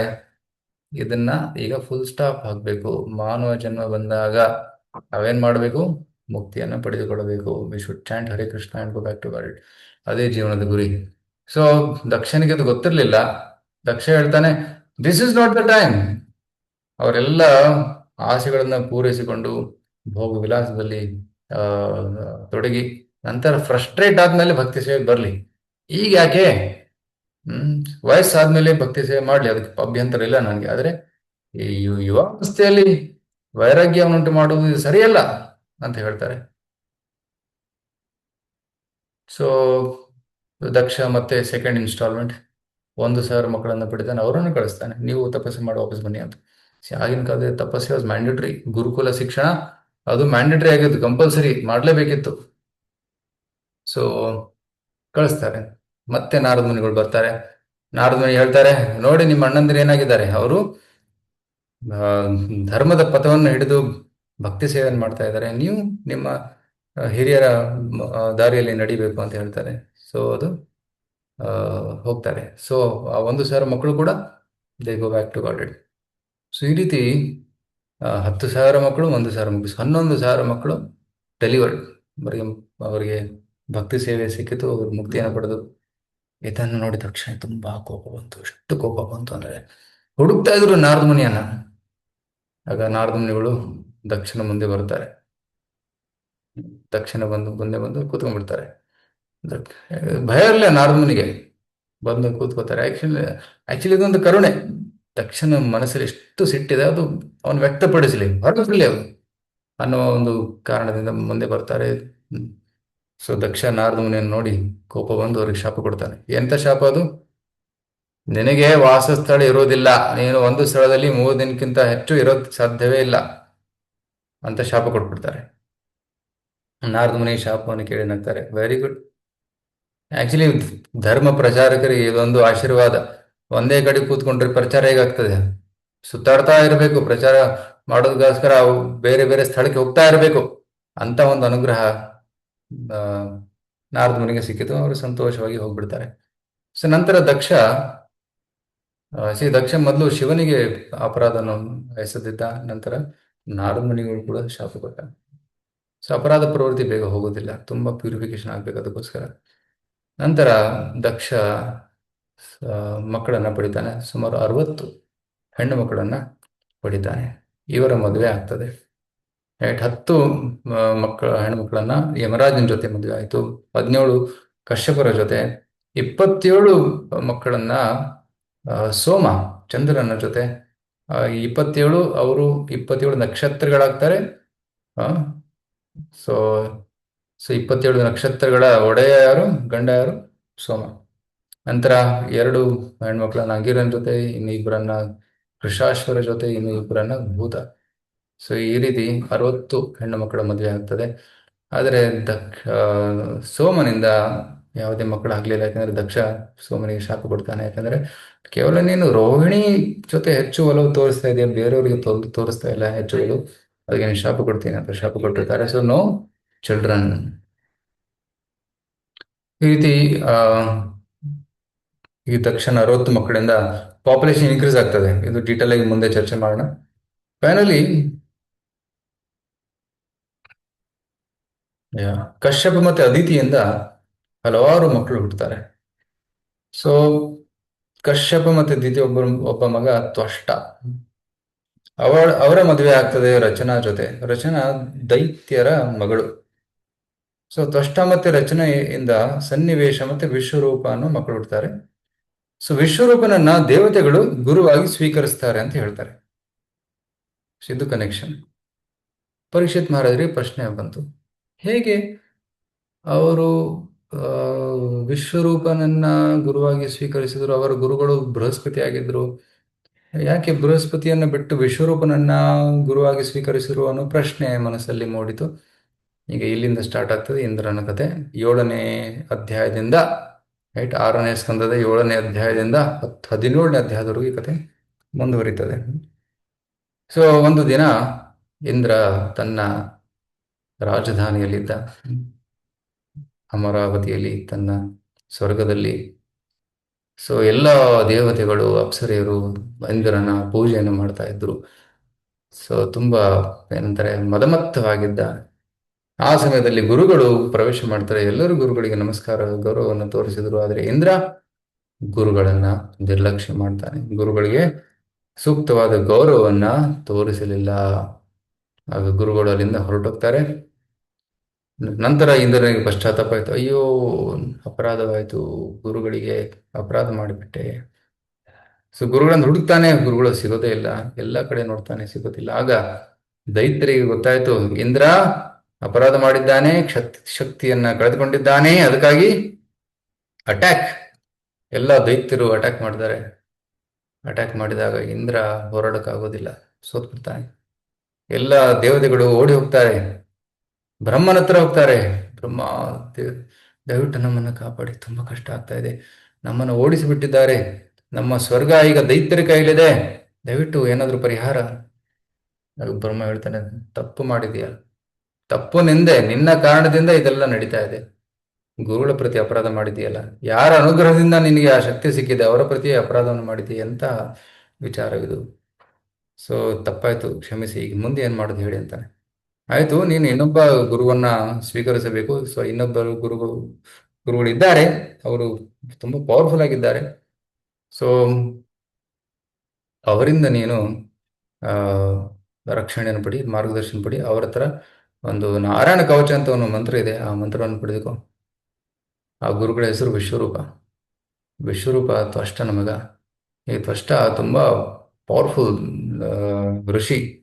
ಸೊ ನೀವು ದಯವಿಟ್ಟು ಚೆನ್ನಾಗಿ ಅವರ ಸೇವೆಯನ್ನು ಮಾಡಿ, ಅವರಿಂದ ಅನುಗ್ರಹವನ್ನು ನೀವು ಪಡೆದುಕೊಳ್ತೀರಾ. ಆದ್ರೆ ಒಂದು ಮಾತು ನೆನಪಿರ್ಲಿ, ಈ ಎಷ್ಟು ದೇವತೆಗಳ ಮೇಲೆ ಅವರಿಗೆ ಅನುಗ್ರಹವಿದೆಯೋ ಅಷ್ಟೇ ಒಂದು ಅನುಕಂಪ ಅವರಿಗೆ ದೈತ್ಯರ ಮೇಲೆ ಕೂಡ ಇದೆ. ಅವರು ಪಕ್ಷಪಾತ ಮಾಡುವುದಿಲ್ಲ, ಇಬ್ಬರಿಗೂ ಸಮಾನವಾಗಿ ಏನಂತಾರೆ ಅನುಗ್ರಹವನ್ನು ತೋರಿಸ್ತಾರೆ. ಸೊ ಇದು ಗಮನವಿರಲಿ ಅಂತ ಹೇಳ್ತಾರೆ. ಆಗ ಇಂದ್ರ ವಿಶ್ವರೂಪನ ಹತ್ರ ಬರ್ತಾನೆ. ವಿಶ್ವರೂಪನಿಗೆ 3 ತಲೆಗಳು, ರೈಟ್. ಸೊ ಅವರಿಂದ ಇಲ್ಲಿ ಬಲಗಡೆ ಕೂತಿದೆ ನೋಡಿ ವಿಶ್ವರೂಪ, ಎಡಗಡೆ ಇಂದ್ರ ಮತ್ತು ದೇವತೆಗಳು. ಸೊ ವಿಶ್ವರೂಪ ಇಂದ್ರನಿಗೆ ನಾರಾಯಣ ಕವಚ ಅನ್ನುವ ಮಂತ್ರವನ್ನು ಹೇಳ್ತಾನೆ. ಅದು ಭಗವಂತನ ನಾಮ, ದಿವ್ಯ ನಾಮದ ಸ್ಮರಣೆ. ಸೊ ಸೊ ನಾರಾಯಣ ಕವಚ ಮಂತ್ರವನ್ನ ಪಡೆದುಕೊಂಡ ಮೇಲೆ ಇಂದ್ರನಿಗೆ ಮತ್ತೆ ತುಂಬಾ ಕಾನ್ಫಿಡೆನ್ಸ್ ಬರ್ತದೆ. ಆದ್ರೆ ಒಂದು ಸಮಯ ನೋಡ್ತಾರೆ, ವಿಶ್ವರೂಪ ಆ, ಓಂ ಇಂದ್ರಾಯ ಸ್ವಾಹ, ಇಂದ್ರನಿಗೆ ಅವರು ಆಹುತಿಯನ್ನು ಕೊಡ್ತಾ ಇದ್ದಾರೆ. ನಂತರ ದೈತ್ಯರಿಗೂ ಕೊಟ್ಬಿಟ್ರು. ಇದು ನೋಡಿ ಇಂದ್ರನಿಗೆ ಸಹಿಸ್ಕೊಳಕ್ಕಾಗ್ಲಿಲ್ಲ. ಸೊ ಇಂದ್ರ ಏನ್ ಮಾಡ್ತಾನೆ, ಇಂದ್ರ ವಿಶ್ವರೂಪನನ್ನ ಕೊಂದು ಬಿಡ್ತಾನೆ. ಮತ್ತೆ ಗುರು ಹತ್ಯೆ. ರೈಟ್. ಸೊ ವಿಶ್ವರೂಪನ 3 ತಲೆಗಳನ್ನ ಕತ್ತರಿಸ್ತಾನೆ. ಸ್ವಂತ ಮಹಾಪಾಪ. ಎಲ್ಲಾ ವೈಷ್ಣವರಲ್ಲಿ ಶ್ರೇಷ್ಠರಾದವರು ಗುರುಗಳು. ಆ ಗುರುಗಳ ಹತ್ಯೆಯನ್ನು ಮಾಡಿಬಿಟ್ಟ ಏನು. ಸೊ ಅದಕ್ಕಾಗಿ ತುಂಬಾ ಪಾಪ ಉಂಟಾಯಿತು. ಆಗ ತ್ವಷ್ಟನ ತಂದೆ, ರೈಟ್, ತ್ವಷ್ಟನ ತಂದೆಯಾದಂತಹ ಸಾರಿ ವಿಶ್ವರೂಪನ ತಂದೆ ತ್ವಷ್ಟರಿಗೆ ತುಂಬಾ ಕೋಪವಾಯಿತು. ನನ್ನ ಮಗನನ್ನು ಕೊಂದಿದ್ದಾರೆ. ಸೊ ಇಂದ್ರನನ್ನ ಕೊಲ್ಲುವಂತಹ ಒಬ್ಬ ಮಗನನ್ನ ನಾನು ಹುಟ್ಟಿಸ್ತೀನಿ ಅಂತ, ರಾಕ್ಷಸನನ್ನು ಹುಟ್ಟಿಸ್ತೀನಿ ಅಂತ ಯಜ್ಞ ಮಾಡಕ್ ಸ್ಟಾರ್ಟ್ ಮಾಡ್ತಾರೆ. ಸೊ ಆಗ ಯಜ್ಞ ಮಾಡುವಾಗ ಒಂದು ಉಚ್ಚಾರಣೆಯಲ್ಲಿ, ಮಂತ್ರೋಚ್ಚಾರಣೆಯಲ್ಲಿ ಒಂದು ತಪ್ಪಾಗ್ತದೆ. ಇಂದ್ರ ಶತ್ರುಹು, ಇಂದ್ರನ ಶತ್ರು ಹುಟ್ಟಬೇಕು ಅಂತ ಮಂತ್ರ ಆಗ್ಬೇಕು. ಆದ್ರೆ ಇಂದ್ರ ಶತ್ರೋಹೋ ಅಂತ ತುಂಬಾ ದೀರ್ಘವಾದ ಉಚ್ಚಾರಣೆ ಮಾಡ್ತಾರೆ. ಈ ತಪ್ಪಿನಿಂದ ಏನಾಯ್ತು, ಯಾರು ಇಂದ್ರನಿಂದ ಕೊಲ್ಲಲ್ಪಡ್ತಾರೆ ಅಂತ ಆಯ್ತು ಮೀನಿಂಗ್. ಅಂದ್ರೆ ಒಬ್ಬ ರಾಕ್ಷಸ ಹುಡ್ತಾನೆ, ಈ ರಾಕ್ಷಸ ಇಂದ್ರನಿಂದ ಕೊಲ್ಲಲ್ಪಡ್ತಾನೆ ಅನ್ನೋ ಒಂದು ಮೀನಿಂಗ್ ಆಯ್ತು ಅದ್ರದ್ದು. ಸೊ ಅದಕ್ಕೆ ನೋಡಿ, ಕರ್ಮಕಾಂಡ ಯಜ್ಞದಲ್ಲಿ ಏನೇ ಮಾಡುವಾಗ ಉಚ್ಚಾರಣೆ ಕ್ಲಿಯರ್ ಆಗಿರ್ಬೇಕು. ಭಕ್ತಿ ಸೇವೆಯಲ್ಲಿ ಆಗಲ್ಲ. ಭಗವಂತ ಭಕ್ತಿ ಸೇವೆಯಲ್ಲಿ ನಮ್ಮ ಭಾವನೆಯನ್ನು ಸ್ವೀಕರಿಸ್ತಾನೆ. ಅದ್ರ ಕರ್ಮಕಾಂಡದಲ್ಲಿ ಎಲ್ಲ ಪರ್ಫೆಕ್ಟ್ ಆಗಿ ಮಾಡಬೇಕು. ಸೊ ಸಣ್ಣ ತಪ್ಪಿನಿಂದ ದೊಡ್ಡ ಅನಾಹುತ ಆಗೋ ಸಾಧ್ಯತೆ ಇದೆ. ಸೊ ಆ ಯಜ್ಞದಿಂದ ಒಬ್ಬ ಹಸುರ ಹುಟ್ಟುತ್ತಾನೆ. ಆ ಹಸುರನ ಹೆಸರು ವೃತ್ರಾಸುರ. ಭಯಂಕರ ರಾಕ್ಷಸ. ಅವನ ತಲೆ ಮುಗಿಲು ಮುಟ್ತಾ ಇತ್ತು, ಮೋಡ ಮುಟ್ತಾ ಇತ್ತು. ನಂತರ ಅವನ ಕಣ್ಣು ಕೆಂಪಾಗಿತ್ತು. ಅವನ ಕೂದಲು ಏನಂತಾರೆ ಕಾಪರ್ ತರ, ಕಂಚಿನ ತರ ಇತ್ತು. ಮತ್ತೆ ಈ ರೀತಿ ತುಂಬಾ ದೊಡ್ಡ ಗಾತ್ರ, ತುಂಬಾ ಭಯಂಕರ ಗರ್ಜನೆ ಕೂಡ ಮಾಡ್ತಾ ಇದ್ರು, ದೊಡ್ಡ ಎತ್ತರವಾಗಿದ್ರು. ಸೊ ವೃತ್ರಾಸುರ ರಾಕ್ಷಸ ಅಟ್ಯಾಕ್ ಮಾಡಕ್ ಸ್ಟಾರ್ಟ್ ಮಾಡ್ತಾನೆ. ಯಾವಾಗ ದೇವತೆಗಳು ಮತ್ತೆ ವೃತ್ರಾಸುರನ ಯುದ್ಧ ನಡೀತದೋ, ವೃತ್ರಾಸುರ ತನ್ನ ಒಂದೊಂದು ಹೆಜ್ಜೆಯಿಂದ ಸಾವಿರಾರು ದೇವತೆಗಳನ್ನ ಕೊಲ್ತಾ ಇದ್ದ. ಎಲ್ಲ ದೇವತೆಗಳಿಗೆ ಭಯ ಆಯ್ತು. ಕೆಲವರು ಮೂರ್ಛಿತರಾದ್ರು. ಸೊ ಇವರ ಜೊತೆ ಯುದ್ಧ ಮಾಡಲು ಸಾಧ್ಯವಿಲ್ಲ ಅಂತ ಹೇಳಿ ಇಂದ್ರ ಮತ್ತೆ ಕ್ಷೀರಸಾಗರಕ್ಕೆ ಹೋಗಿ ಭಗವಂತನ ಪ್ರಾರ್ಥನೆಯನ್ನು ಮಾಡ್ತಾರೆ. ಸೊ ಭಗವಂತನಿಗೆ ಪ್ರಾರ್ಥನೆಯನ್ನು ಸಲ್ಲಿಸಿದಾಗ ಭಗವಂತ ಹೇಳ್ತಾನೆ, ನಿಮ್ಮ ತೊಂದರೆಗೆ ಒಂದು ಪರಿಹಾರವಿದೆ. ಅದೇನು, ಇಲ್ಲಿ ದದೀಚಿ ಮುನಿಗಳಿದ್ದಾರೆ. ಮುನಿಗಳ ಹತ್ರ ಹೋಗಿ ದದೀಚಿ ಮುನಿಯಿಂದ ನೀವು ಅವರ ಮೂಳೆಗಳನ್ನ ಕೇಳಿ, ಆ ಮೂಳೆಗಳಿಂದ ನೀವು ಒಂದು ಅಸ್ತ್ರವನ್ನ ಮಾಡಿ, ಅದಕ್ಕೆ ವಜ್ರಾಸ್ತ್ರ ಅಂತ ಕರೀತಾರೆ. ಆ ವಜ್ರಾಸ್ತ್ರದಿಂದ ನೀವು ವೃತ್ರಾಸುರನನ್ನು ಕೊಲ್ಲಬಹುದು. ಮತ್ತೆ ಇಂದ್ರ ಬರ್ತಾನೆ, ದದೀಚಿ ಮುನಿಗಳು ನಮಸ್ಕಾರ ಮಾಡಿ, ಗುರುಗಳೇ ದಯವಿಟ್ಟು ನಮ್ಮ ಮೇಲೆ ಕೃಪೆ ಇರಲಿ, ದಯವಿಟ್ಟು ನಿಮ್ಮ ಮೂಳೆಗಳನ್ನ ಕೊಡಿ ಅಂತಾರೆ. ದದೀಚಿ ಮುನಿ ಹೇಳ್ತಾರೆ, ದೇಹ ತುಂಬಾ ಪ್ರಿಯವಾದದ್ದು, ಯಾರು ದೇಹ ಕೊಡೋದಕ್ಕೆ ಸಿದ್ಧರಾಗ್ತಾರೆ? ರೈಟ್. ಪ್ರಾಣ ಎಷ್ಟು ಏನೇ ತೊಂದರೆ ಆದ್ರೆ ಫಸ್ಟ್ ಪ್ರಾಣವನ್ನು ರಕ್ಷಣೆ ಮಾಡ್ತೀವಿ ನಾವು, ಸ್ವಂತ ಪ್ರಿಯವಾದದ್ದು. ಆಗ ಇಂದ್ರ ಹೇಳ್ತಾರೆ, ದಯವಿಟ್ಟು ನಾವು ಭಿಕ್ಷಕರು, ನಮ್ಮ ತೊಂದರೆ ಅರ್ಥ ಮಾಡ್ಕೊಡಿ ನೀವು. ನಮ್ಮ ತೊಂದರೆ ನಿಮ್ಗೆ ಗೊತ್ತಾದ್ರೆ ನೀವು ಬೇಡ ಅನ್ನೋದಿಲ್ಲ, ದಯವಿಟ್ಟು ಕೊಡಿ ಅಂತಾರೆ. ಆಗ ದದೀಚಿ ಮುನಿ ಹೇಳ್ತಾರೆ, ನಮ್ಗೆ ಗೊತ್ತಿದೆ, ನಿಮ್ಗೆ ಟೆಸ್ಟ್ ಮಾಡ್ತಾ ಇದ್ದೆ ನಾನು. ಆಕ್ಚುಲಿ ಇದು ಭಗವಂತನ ಇಚ್ಛೆ, ನಾನು ಭಗವಂತನ ಸೇವೆ ಮಾಡೋದಕ್ಕೋಸ್ಕರ ನಾನು ನನ್ನ ದೇಹವನ್ನು ಕೊಡ್ತೀನಿ ಅಂತ ಅವರು ಸಮಾಧಿಯಲ್ಲಿ ಕುಳಿತುಕೊಂಡು ಆ ದೇಹವನ್ನ ಕೊಟ್ಬಿಡ್ತಾರೆ. ಆಗ ದದೀಚಿ ಮುನಿಗಳ ಮೂಳೆಗಳಿಂದ ಒಂದು ವಜ್ರವನ್ನ ಸೃಷ್ಟಿ ಮಾಡ್ತಾರೆ. ವಜ್ರ ಅಸ್ತ್ರವನ್ನ. ಆ ಅಸ್ತ್ರವನ್ನ ತಗೊಂಡು ಮತ್ತೆ ಇಂದ್ರ ಬರ್ತಾನೆ ಯುದ್ಧಕ್ಕೆ. ಯುದ್ಧ ಪ್ರಾರಂಭವಾಗ್ತದೆ, ಭಯಂಕರ ಯುದ್ಧ ಪ್ರಾರಂಭವಾಗ್ತದೆ.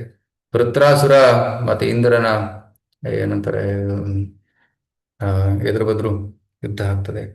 ಸೊ ಇಂದ್ರ ಒಂದು ಒಂದು ಏನಂತಾರೆ, ಅದು ಗದೆಯನ್ನು ಹಿಡ್ಕೊಂಡಿದ್ದ, ಗದೆಯನ್ನು ಬೀಸ್ತಾನೆ. ವೃತ್ರಾಸುರ ಅದನ್ನ ಹಿಡ್ಕೊಂಡ್ಬಿಡ್ತಾನೆ. ಹಿಡ್ಕೊಂಡು ಅದನ್ನ ಮತ್ತೆ ಎಸಿತಾನೆ ಇಂದ್ರನ ಹತ್ರ. ಅದು ಐರಾವತಕ್ಕೆ ತಟ್ಟುತ್ತ, ಐರಾವತ ರಕ್ತ ಕಾರುತ್ತಾ ದೂರ ಹೋಗಿ ಬಿದ್ದ್ಬಿಡ್ತಾನೆ. ಅದ್ರ ಜೊತೆ ಇಂದ್ರನು ಬಿದ್ದುಬಿಟ್ಟ. ಇಂದ್ರನ ವಿಶ್ವಾಸ ಕಳೆದೋಯ್ತು, ಅಯ್ಯೋ ಇವನ್ ಜೊತೆ ಯುದ್ಧ ಮಾಡಲು ಸಾಧ್ಯವಿಲ್ಲ ಅಂತ. ಇಂತಹ ಕಷ್ಟದಲ್ಲಿದ್ದ ಇಂದ್ರ. ಆಗ ವೃತ್ರಾಸುರ ಅತಿ ಸುಂದರವಾದ ಮಾತನ್ನು ಇಲ್ಲಿ ನುಡಿತಾನೆ. ಈ ಈ ಮಾತನ್ನು ಕೇಳಿ ಇಂದ್ರನಿಗೆ ಗೊತ್ತಾಗ್ತದೆ, ಇವನು ಅಸುರನೋ ಅಥವಾ ಭಕ್ತನೋ ಅಂತ. ವೃತ್ರಾಸುರ ಹೇಳ್ತಾನೆ, ಇಂದ್ರ ನಿನಗೆ ಗೊತ್ತಿಲ್ವಾ, ನಿನಗೆ ವಿಶ್ವಾಸವಿಲ್ವಾ? ಭಗವಂತ ವಿಷ್ಣು ಹೇಳಿದ್ದಾನೆ ಈ ವಜ್ರದಿಂದ ನನ್ನನ್ನ ಕೊಲ್ಲಬಹುದು ಅಂತ. ನಿನಗೆ ವಿಶ್ವಾಸವಿಲ್ಲ? ನನಗಿದೆ. ಎದ್ದೇಳು, ಕೊಲ್ಲು ನನ್ನನ್ನ. ನನಗೆ ಜೀವಂತವಾಗಿರುವ ಆಸೆ ಇಲ್ಲ. ನನಗೆ ನನ್ನ ಗುರುಗಳ ಹತ್ರ ಹೋಗ್ಬೇಕು. ಅಹಂ ಹರೇ ತವ ಪಾದೈಕ ಮೂಲ ದಾಸ ಅನುದಾಸೋ ಭವಿತಾಸ್ಮಿ ಭೂಯಃ ಮನಸ್ಮರೇದಾಶುಪದೇರ್ಗುಣಾಂಸ್ತೆ ಗೃಣೀತ ವಾಕ್ಕರ್ಮ ಕರೋತು ಕಾಯಃ. ನನಗೆ ಭಗವಂತನ ಸೇವೆ ಮಾಡಬೇಕು, ಭಗವಂತನ ದಾಸನಾದಂತಹ ನಾರದ ಮುನಿಗಳ ಸೇವೆ ಮಾಡಬೇಕು. ದಯವಿಟ್ಟು ಕೊಲ್ಲು ನನ್ನನ್ನ. ನನ್ನ ನನ್ನ ಮರಣವಾದ ಮೇಲೆ ನಾನು ಮತ್ತೆ ನನ್ನ ಭಗವಂತನ ಹತ್ರ ಹೋಗ್ತೀನಿ. ನನಗೆ ಏನು ಬೇಕಿಲ್ಲ. ನನಗೆ ಆ, ಆ, ಆ, ಸ್ವರ್ಗ ಬೇಕಿಲ್ಲ, ನನಗೆ ಬ್ರಹ್ಮಲೋಕ ಬೇಕಿಲ್ಲ, ನನಗೆ ಯೋಗ ಸಿದ್ಧಿ ಬೇಕಿಲ್ಲ, ನನಗೇನು ಬೇಕಿಲ್ಲ. ಕೇವಲ ಭಗವಂತನ ದಾಸನಾಗಬೇಕು, ಭಗವಂತನ ಸೇವೆ ಬೇಕು ಅಂತ ಹೇಳ್ತಾರೆ. ಈ ರೀತಿ ವೃತ್ರಾಸುರ ಹಲವಾರು ಪ್ರಾರ್ಥನೆಗಳನ್ನು ಮಾಡ್ತಾನೆ. ಅಜಾತ ಪಕ್ಷ ಇವ ಮಾತರಂ ಖಗ ಸ್ತನ್ಯಂ ಯಥಾವತ್ಸ್ತರ ಕ್ಷುಧಾರ್ಥ ಪ್ರಿಯಂ ಪ್ರಿಯವ ವಿಷತಂ ವಿಷಣ್ಣ ಮನೋವೃಂದಾಕ್ಷ ದದಕ್ಷತೆ ತ್ವಂ. ಹೇಗೆ ಒಂದು ನವಜಾತ ಪಕ್ಷಿ ತಾಯಿ ಊಟ ತರ್ತಾಳೆ ಅಂತ ವೇಟ್ ಮಾಡ್ತಾ ಇರ್ತದೆ. ಯಾವ ರೀತಿ ಒಂದು ಹಸು ಒಂದು ಕರು ತಾಯಿ ಬರ್ತಾಳೆ ನನಗೆ ಹಾಲು ಉಣಿಸ್ತಾಳೆ ಅಂತ ಹಸು ಕರು ಕಾಯ್ತಾ ಇರ್ತದೆ. ಹೇಗೋ ಪ್ರಿಯತಮ ಮನೆಗೆ ಬರ್ತಾನೆ ಅಂತ ಪ್ರೇಯಸಿ ಕಾಯ್ತಾ ಇರ್ತಾಳೆ. ಅದೇ ರೀತಿ ನಾನು ನನ್ನ ಭಗವಂತನಿಗೋಸ್ಕರ ಕಾಯ್ತಾ ಇದ್ದೀನಿ. ಕೊಲ್ಲು ನನ್ನನ್ನ. ಮಮೋತ್ತಮ ಶ್ಲೋಕ ಜನೇಶು ಸಖ್ಯಂ ಸಂಸಾರ ಚಕ್ರಂ ಭ್ರಮತಾಂ ಸ್ವಕರ್ಮಭಿ ತ್ವನ್ಮಾಯಾತ್ಮಾತ್ಮ ಜಗದಾರ ಗೇಹೇಶು ಆಸಕ್ತ ಚಿತ್ತಸ್ಯ ನನಾತ್ ಭೂಯಃ. ಹೇ ಭಗವಂತ, ನನಗೆ ಯಾರ ಮೇಲೂ ಆಸಕ್ತಿ ಇಲ್ಲ. ದಯವಿಟ್ಟು ನನಗೆ ನಿನ್ನ ಭಕ್ತರ ಸಂಘ ಬೇಕು. ಈ ರೀತಿ ಪ್ರಾರ್ಥನೆಗಳನ್ನು ಸಲ್ಲಿಸ್ತಾನೆ. ಏಳು ಇಂದ್ರ ಏಳು, ಯುದ್ಧ ಮಾಡು ಅಂತ ಹೇಳ್ತಾನೆ. ಆಗ ವೃತ್ರಾಸುರ ಸಮಾಧಿಯಲ್ಲಿ ಮಲಗಿಬಿಡ್ತಾನೆ.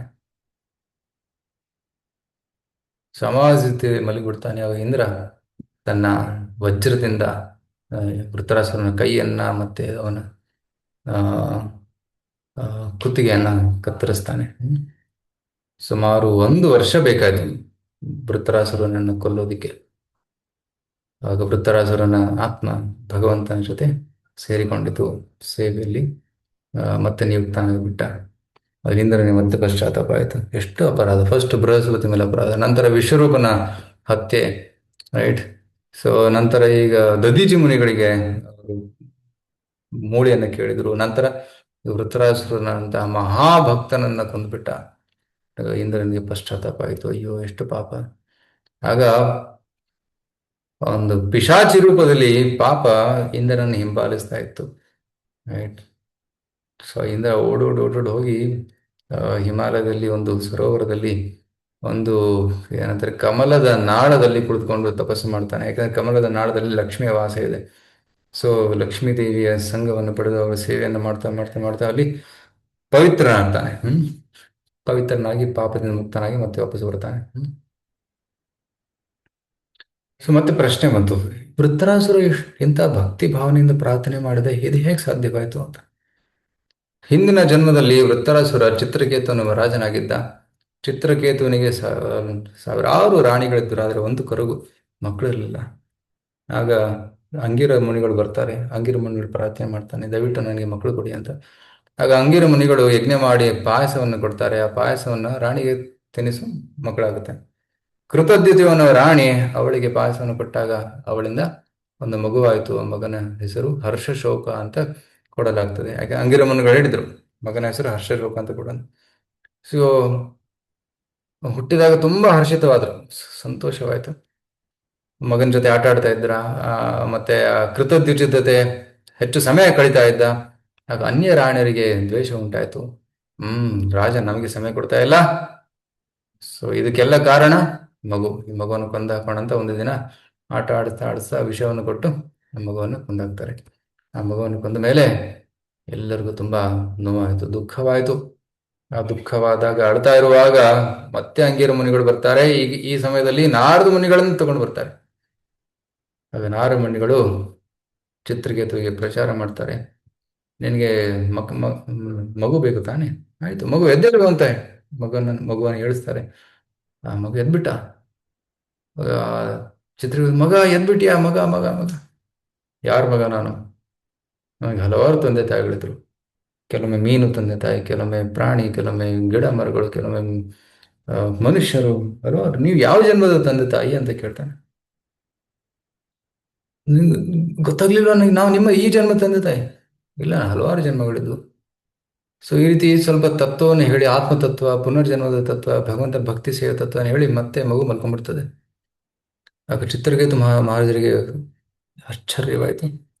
ನಾರದ ಮುನಿಗಳಿಗೆ ಕೇಳ್ತಾನೆ, ಗುರುಗಳೇ, ಈ ಮಗು ಏನೋ ಹೇಳಿತ್ತು ನನಗೆ ಅರ್ಥ ಆಗ್ಲಿಲ್ಲ, ದಯವಿಟ್ಟು ನೀವು ವರ್ಣನೆ ಮಾಡಿ ಏನಿದು ತತ್ವ ಅಂತ ಕೇಳಿದಾಗ ನಾರದ ಮುನಿಗಳು ವಿವರವಾಗಿ ಆತ್ಮ ತತ್ವದ ಬಗ್ಗೆ ಹೇಳ್ತಾರೆ, ಜೀವನದ ಗುರಿಯ ಬಗ್ಗೆ ಹೇಳ್ತಾರೆ. ಆಗ ಚಿತ್ರಕೇತು ಮಹಾರಾಜರಿಗೆ ಅರಿವಾಗ್ತದೆ, ಅಯ್ಯೋ, ಜೀವನದ ಗುರಿ ನಾನು ಸಾಧಿಸಬೇಕು. ಹೇಗೆ ಸಾಧಿಸಬೇಕು ಅಂತ ಕೇಳಿದಾಗ ನಾರದ ಮುನಿಗಳು ಮಂತ್ರವನ್ನು ಕೊಡ್ತಾರೆ. ಸೊ ಮಂತ್ರವನ್ನು ಜಪ ಮಾಡು, ನಿನಗೆ ಭಗವಂತನ ದರ್ಶನ ಆಗ್ತದೆ ಅಂತ ಹೇಳ್ತಾರೆ. ಆಗ ಚಿತ್ರಕೇತು ಮಹಾರಾಜರು ಆ ಮಂತ್ರವನ್ನು ಜಪಿಸ್ತಾರೆ. ಸುಮಾರು 2 ತಿಂಗಳಲ್ಲಿ ಭಗವಂತನ ದರ್ಶನ ಆಗ್ತದೆ. Very quick. ಭಗವಂತ ಸಂಕರ್ಷಣರ ದರ್ಶನ ಆಗ್ತದೆ.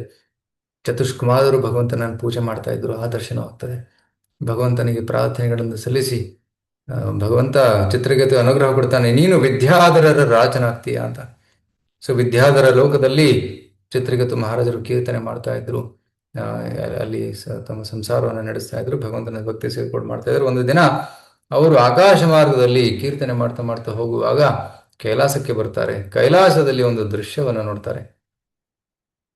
ಶಿವ ಪಾರ್ವತಿಯನ್ನ ತೊಡೆ ಮೇಲೆ ಕುಳಿಸಿಕೊಂಡು ಪ್ರವಚನ ಮಾಡ್ತಾ ಇದ್ರು. ವೈರಾಗ್ಯಗಳಿಗೆ ವೈರಾಗ್ಯದ ಮೇಲೆ ಪ್ರವಚನವನ್ನು ಮಾಡ್ತಾ ಇದ್ರು. ಇದನ್ನು ನೋಡಿ ಚಿತ್ರಕೇತು ಮಹಾರಾಜರು ನಗ್ತಾರೆ. ಹಾ ಹಾ ಹಾ ಹಾ, ಶಿವ ಎಂತ ಅದ್ಭುತ ಇದು, ನೀನೇ ಈ ರೀತಿ ಮಾಡಬಲ್ಲೆ, ಮತ್ತೆ ಯಾರಿಂದಲೂ ಸಾಧ್ಯವಿಲ್ಲ. Actually it is A smile of appreciation, laughter of appreciation. ಅದು ಹೊಗಳಿಕೆ ಇತ್ತು. ಆದರೆ ಪಾರ್ವತಿ ಅದನ್ನ ತಪ್ಪಾಗಿ ತಿಳ್ಕೊಂತಾರೆ. ಶಿವನನ್ನ ನೋಡಿ ನಗ್ತಾ ಇದೀಯ, ಶಾಪ ಕೊಡ್ತೀನಿ, ಹೇ ಮಗ, ನೀನು ರಾಕ್ಷಸನಾಗು ಅಂತ. ಆಗ ಚಿತ್ರಕೇತು ಮಹಾರಾಜರು ಹೇಳ್ತಾರೆ, ತಾಯಿ, ಈ ಶಾಪ ನನಗೆ ಸಿಕ್ಕಿದೆ ಅಂದ್ರೆ ಇದು ಭಗವಂತನ ಇಚ್ಛೆ ಇರಬೇಕು.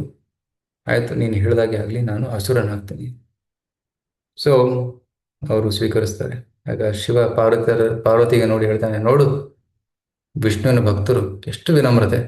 ನಾರಾಯಣ ಪರ ಸರ್ವೇ ನ ಕುತಶ್ಚನ ಬಿಭ್ಯತಿ ಸ್ವರ್ಗಾಪವರ್ಗ ನರಕೇಶು ಅವಿತುಲ್ಯಾರ್ಥ ದರ್ಶನ.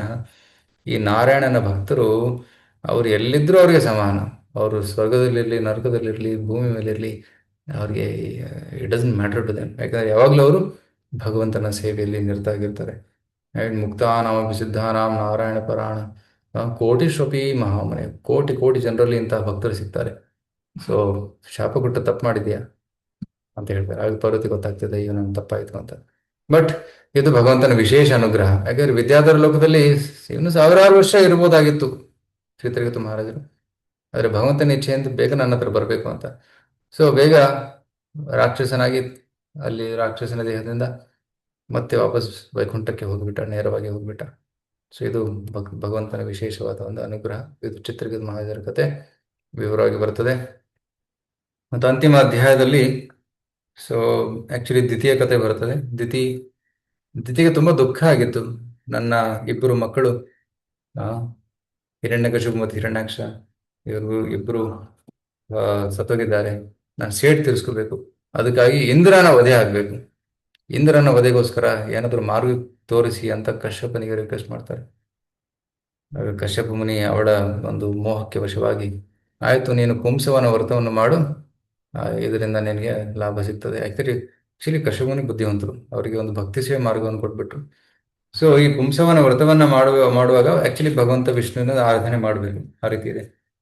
ಸೊ ಈ ರೀತಿ ಮಾಡುವಾಗ ಏನಾಗ್ತದೆ, ಇಂದ್ರನಿಗೆ ಗೊತ್ತಾಯ್ತು, ತಾಯಿ ಏನೋ ಯೋಜನೆ ಮಾಡ್ತಾ ಇದ್ದಾರೆ, ನನ್ನನ್ನು ಕೊಲ್ಲೋದಕ್ಕೆ ಯೋಜನೆ ಮಾಡ್ತಾ ಇದ್ದಾರೆ, ಅದಕ್ಕಾಗಿ ನಾನು ಹೋಗಿ ಅವಳು ಸೇವೆ ಮಾಡ್ತೀನಿ. ಸೊ ಇವಳು ಪುಂಸವನ ವ್ರತ ಮಾಡುವಾಗ ಇಂದ್ರ ಬಂದು ಸೇವೆ ಮಾಡ್ತಾ ಇದ್ದ, ನೀರು ತರ್ತಾ ಇದ್ದ, ಹಲವಾರು ಸೇವೆಗಳನ್ನು ಮಾಡ್ತಾ ಇದ್ದ. ಸೊ ಒಮ್ಮೆ ಇವಳು ವ್ರತ ಮಾಡುವಾಗ ಸ್ವಲ್ಪ ನಿರ್ಲಕ್ಷ್ಯ ಮಾಡ್ತಾಳೆ. ಒಮ್ಮೆ ಊಟ ಮಾಡಿದ್ಮೇಲೆ ಕೈ ಕಾಲು ಮುಖ ತೊಳ್ಕೊಂಡು ಫ್ರೆಶ್ ಆಗ್ಬೇಕು.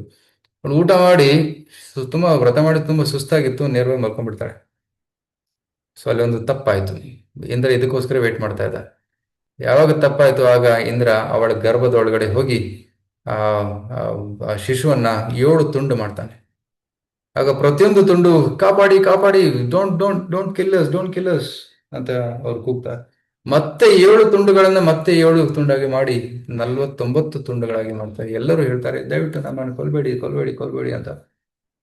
So 49 children, right? Dear Indra, we are you brothers, ನಾವು ನಿಮ್ಮ ಸಹೋದರರು, ದಯವಿಟ್ಟು ನಮ್ಮನ್ನ ಕೊಲ್ಲಬೇಡಿ, ಕಸಿನ್ಸ್, ರೈಟ್? ನಾವು ದ್ವಿತೀಯ ಮಕ್ಕಳು, ನೀನು ಅದ್ವಿತೀಯ ಮಕ್ಕಳು, ಮಗ. ಸೊ ದಯವಿಟ್ಟು ಕೊಲ್ಲಬೇಡಿ ಅಂತ ಹೇಳ್ತಾರೆ. ಆಗ ಇಂದ್ರ ಓಕೆ ಶಾಂತ ಬರ್ತಾನೆ. ನಂತರ ದಿತಿ ಗೊತ್ತಾಗ್ತದೆ, ಅಯ್ಯೋ ನನ್ನ ಗರ್ವ 49 ತುಂಡಾಗಿದೆ ಅಂತ, ಇದೇನು ಅಂತ ಗೊತ್ತಾದಾಗ ಸೊ 49 ಮಕ್ಕಳು ಹುಟ್ಟಿದಾಗ ಅವಳಿಗೆ ಆಶ್ಚರ್ಯ ಆಯ್ತು, ಏನಿದು ಒಂದು ಮಗು ಹುಟ್ಟಬೇಕು 49 ಹುಟ್ಟಿದಾಗ. ಯಾಕಂದ್ರೆ ನಾನು ವ್ರತ ಮಾಡ್ತಾ ಇದ್ದೆ ಒಂದು ಮಗುವನ್ನು ಪಡೆಯೋದಕ್ಕೆ. ಕೇಳ್ತಾಳೆ ಇಂದ್ರ, ಏನಿದು? ಆಗ ಇಂದ್ರ ಎಲ್ಲ ಸತ್ಯವನ್ನು ಹೇಳ್ತಾನೆ, ಈ ರೀತಿ ಆಯ್ತು, ನನಗೆ ತಪ್ಪಾಯ್ತು, ಕ್ಷಮಿಸಿ ಅಂತ. ಸೊ ಕ್ಷಮೆ ಕೇಳಿದಾಗ ದ್ವಿತೀಯ ಮನಸ್ಸು ಕೂಡ ಕರಗುತ್ತೆ, ಅವಳು ಕ್ಷಮಿಸ್ಬಿಡ್ತಾಳೆ. ಆಯ್ತು ಇಂದ್ರ, ನೀನು ಸರಿಯಾಗಿರು, ನಿಮಗೆಲ್ಲ ದೇವ್ರು ಒಳ್ಳೇದು ಮಾಡಿ ಅಂತ ಈ ಸೆಂಡ್ಸ್. ಸೊ ಈ ರೀತಿ ದಿತಿ ಮತ್ತೆ ಆಕ್ಚುಲಿ ಇಂದ್ರನ ಜೊತೆ 49 ಮರುತ್ಸ್ ಫೈರ್ ಗಾಡ್ಸ್ ಅವರು ಕೂಡ ವಾಪಸ್ ಹೋಗ್ತಾರೆ. ಸೊ ಇಂದ್ರನ ಜೊತೆ. ಸೊ ಈ ರೀತಿ ಆ ಒಂದು ವಿವಾದ ಏನಿತ್ತು ಅದಕ್ಕೆ ಸಮಾಧಾನವಾಯಿತು. ಇದರ ಅರ್ಥ ಏನು?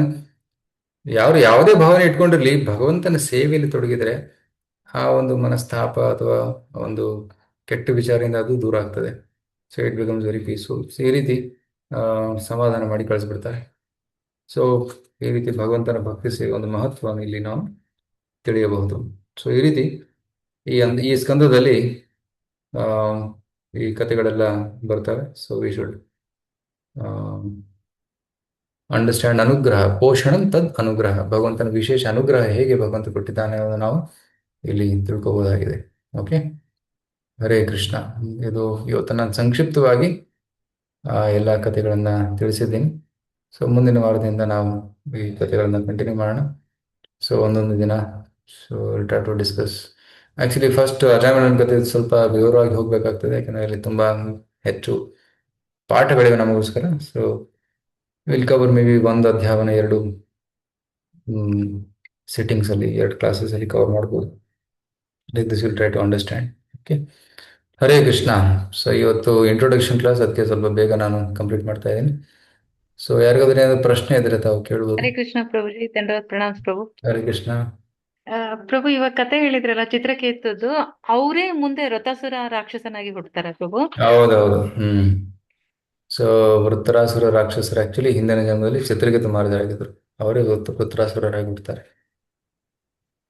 ಥ್ಯಾಂಕ್ಸ್ ಪ್ರಭು, ಮತ್ತೆ ಶುರು ಮಾಡಿದಕ್ಕೆ ಥ್ಯಾಂಕ್ ಯು ವೆರಿ ಮಚ್ ಪ್ರಭು. ಧನ್ಯವಾದ. ದಂಡವತ್ ಪ್ರಣಾಮ್. Okay, any other questions comments?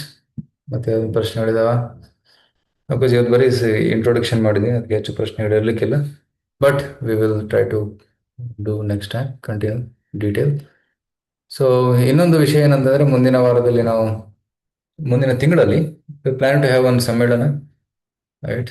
ನಮ್ಮ ಇಸ್ಕಾನ್ ಕನ್ನಡ ಕನೆಕ್ಟೆಡ್ ಎಲ್ಲ ಭಕ್ತರು ಒಟ್ಟಿಗೆ ಒಂದು ಸೇರುವಂತಹ ಒಂದು ಯೋಜನೆ, ಎನಿ ಸಂಡೇ ಅಂತ ಪ್ಲಾನ್ ಮಾಡ್ತಾ ಇದೀವಿ. ಸೊ ಎಲ್ಲ ಇಸ್ಕಾನ್ ಕನ್ನಡ ಪ್ರಚಾರಕರು ಎಲ್ಲ ಇರ್ತೀವಿ. I will be there. ನಾನು ಇರ್ತೀನಿ, ಚೈತನ್ಯ ಪ್ರಸಾದ್ ಪ್ರಭು, ದೀನಬಂಧು ಚೈತನ್ಯ ಪ್ರಭು, ಕೌಸ್ತುಭ ಪ್ರಭು, ಸ್ವಯಂ ಪ್ರಕಾಶ್ ಪ್ರಭು, then even others also, Madhav Sharan ಪ್ರಭು, ಈ ರೀತಿ ಯಾರು ಕನ್ನಡ ಪ್ರಚಾರಕರಿದ್ದಾರೆ ಅವರು ಕೂಡ ಒಟ್ಟಿಗೆ ಇರ್ತಾರೆ. ಮತ್ತೆ ಎಲ್ಲ ಕನ್ನಡ ಭಕ್ತರು ಕೂಡ ಪರಿವಾರ ಸಮೇತ ತಾವು ಬರ್ಬೋದು, ರೈಟ್? ಸೊ ಹಲವಾರು ಪ್ರೋಗ್ರಾಮ್ ನಡೀತಾ ಇದೆ. ಇವತ್ತು ಬುಧವಾರ ಈ ಕಾರ್ಯಕ್ರಮ ಭಾಗವತರ ಸಮಾಲಯ. ಮತ್ತೆ ಇವತ್ತು ಕೂಡ 8:30 ಇನ್ನೊಂದು ಕಾರ್ಯಕ್ರಮ ಇದೆ, ಮಥುರಾ ಕೃಷ್ಣ ಅಂತ, ಮಥುರಾ ಮೋಹನ ಚೈತನ್ಯ ಪ್ರಸಾದ್ ಅವರು ನಡೆಸ್ತಾ ಇದ್ದಾರೆ. ಮಾಧವ ಶರಣ್ ಪ್ರಭು ಕೂಡ ಹರಿನಾಮದ ಬಗ್ಗೆ ನಡೆಸ್ತಾ ಇದ್ದಾರೆ. ನಮ್ಮ ಬ್ರಜಕೃಷ್ಣ ಪ್ರಭು ಏಕಾದಶಿ ಕಥೆ ಹೇಳ್ತಾರೆ. ದೀನಬಂಧು ಚೇತನರು ಲೀಲಾಮೃತ ಕಥೆ ಹೇಳ್ತಾ ಇದ್ರು, ಅದು ಈಗ ಸಂಪೂರ್ಣವಾಗಿದೆ. ಸುಮಾರು 5 ವರ್ಷ ಅವರು ಲೀಲಾಮೃತ ಕಥೆ ಪ್ರತಿ ಭಾನುವಾರ ಹೇಳ್ತಾ ಹೇಳ್ತಾ ಫುಲ್ ಲೀಲಾಮೃತ ಮುಗಿಸಿದ್ದಾರೆ. ಸೊ ಈ ಒಂದು ಭಾನುವಾರ, ಈ ಬರುವ ಭಾನುವಾರ 11 ಗಂಟೆಗೆ ಅವರು ಲೀಲಾಮೃತ ಗ್ರೂಪನ್ನು ಕರೀತಾ ಇದ್ದಾರೆ. ಸೊ ಸಾಧ್ಯವಾದ ನೀವು ಬರ್ಬೋದು, ಯಾರು ಹತ್ತಿರದಲ್ಲಿ ಇರ್ತಾರೆ ತಾವು ಬರ್ಬೋದು.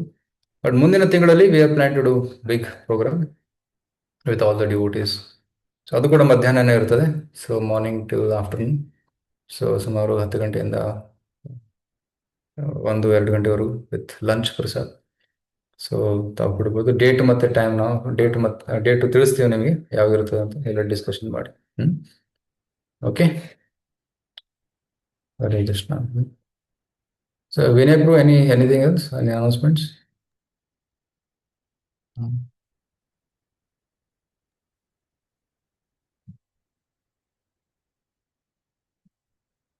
Hare Krishna. ತುಂಬಾ ಬಿಸಿ ಇದ್ದಾರೆ. ಸೊ ಮುಂದಿನ ವಾರ ಮತ್ತೆ ಭೇಟಿಯಾಗೋಣ. ಓಕೆ. ಎಸ್. ಹರೇ ಕೃಷ್ಣ. ತಾವೆಲ್ಲರೂ ಮತ್ತೆ ಬರ್ತಾ ಇದ್ದೀರಾ, ಸುಮಾರು 30 ಜನ ರೆಗ್ಯುಲರ್ ಆಗಿ ಬರ್ತಾ ಇದ್ದೀರಾ. So thank you very much. So ನಿಮ್ಮ ಇನ್ಸ್ಪಿರೇಷನ್ ಹರೇ ಇಂದ, ಕೃಷ್ಣ ಪ್ರಭು, ನಿಮ್ಮ ಧನ್ಯವಾದ. ಎಂಥೂಸಿಯಾಸಮ್ ನೋಡಿ ನಮಗೆ ಇನ್ಸ್ಪಿರೇಷನ್ ಸಿಗ್ತದೆ. ಓಕೆ, ಕತೆ ಕೇಳೋರಿದ್ದಾರೆ, ಹೇಳೋರಿಗೂ ಕೂಡ ಉತ್ಸಾಹ ಸಿಗ್ತದೆ, ಇನ್ಸ್ಪಿರೇಷನ್ ಸಿಗ್ತದೆ. Okay, Vrindavan thank you. ಹೋಗ್ ಬಂದ್ಮೇಲೆ ನಿಲ್ಸೇ ಬಿಟ್ಟಿದ್ರಿ.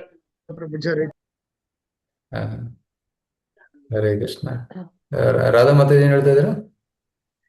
ಬೃಂದಾವನ ಹೋಗ್ ಬಂದ್ಮೇಲೆ ಇದು ಭಾಗವತಂ ನಿಲ್ಸೇ ಬಿಟ್ಟಿದ್ರಿ, ಇವತ್ ಶುರು ಮಾಡಿದಿರಾ, ಖುಷಿ ಆಯ್ತು ಪ್ರಭು.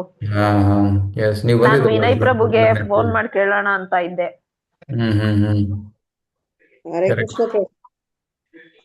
ನಾವು ಯೋಚನೆ ಮಾಡ್ತಿದ್ವಿ ವರ್ಷದಲ್ಲಿ ಒಂದು 2 ಯಾತ್ರೆ ಮಾಡ್ಬೇಕು ಅಂತ. ಕಾರ್ತಿಕದಲ್ಲಿ ಒಂದು, ಮತ್ತೆ ಸಮ್ಮರ್ ವೆಕೇಶನ್ ಬಂದಾಗ ಇನ್ನೊಂದು ಯಾತ್ರೆ ಮಾಡಬಹುದು. ಸೊ ಚೆನ್ನಾಗಿತ್ತು ಪ್ರಭು ಬೃಂದಾವನ ಯಾತ್ರಾ. S S.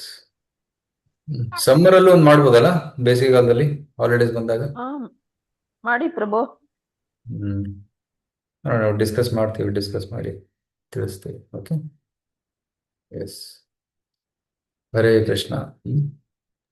ಸೊ ತುಂಬಾ ಧನ್ಯವಾದ. ಶ್ರೀಲ ಪ್ರಭುಪಾದ್ ಕಿ ಜೈ, ಶ್ರೀಮದ್ ಜೈ. ಭಾಗವತಂ ಕಿ ಜೈ. ಜೈ.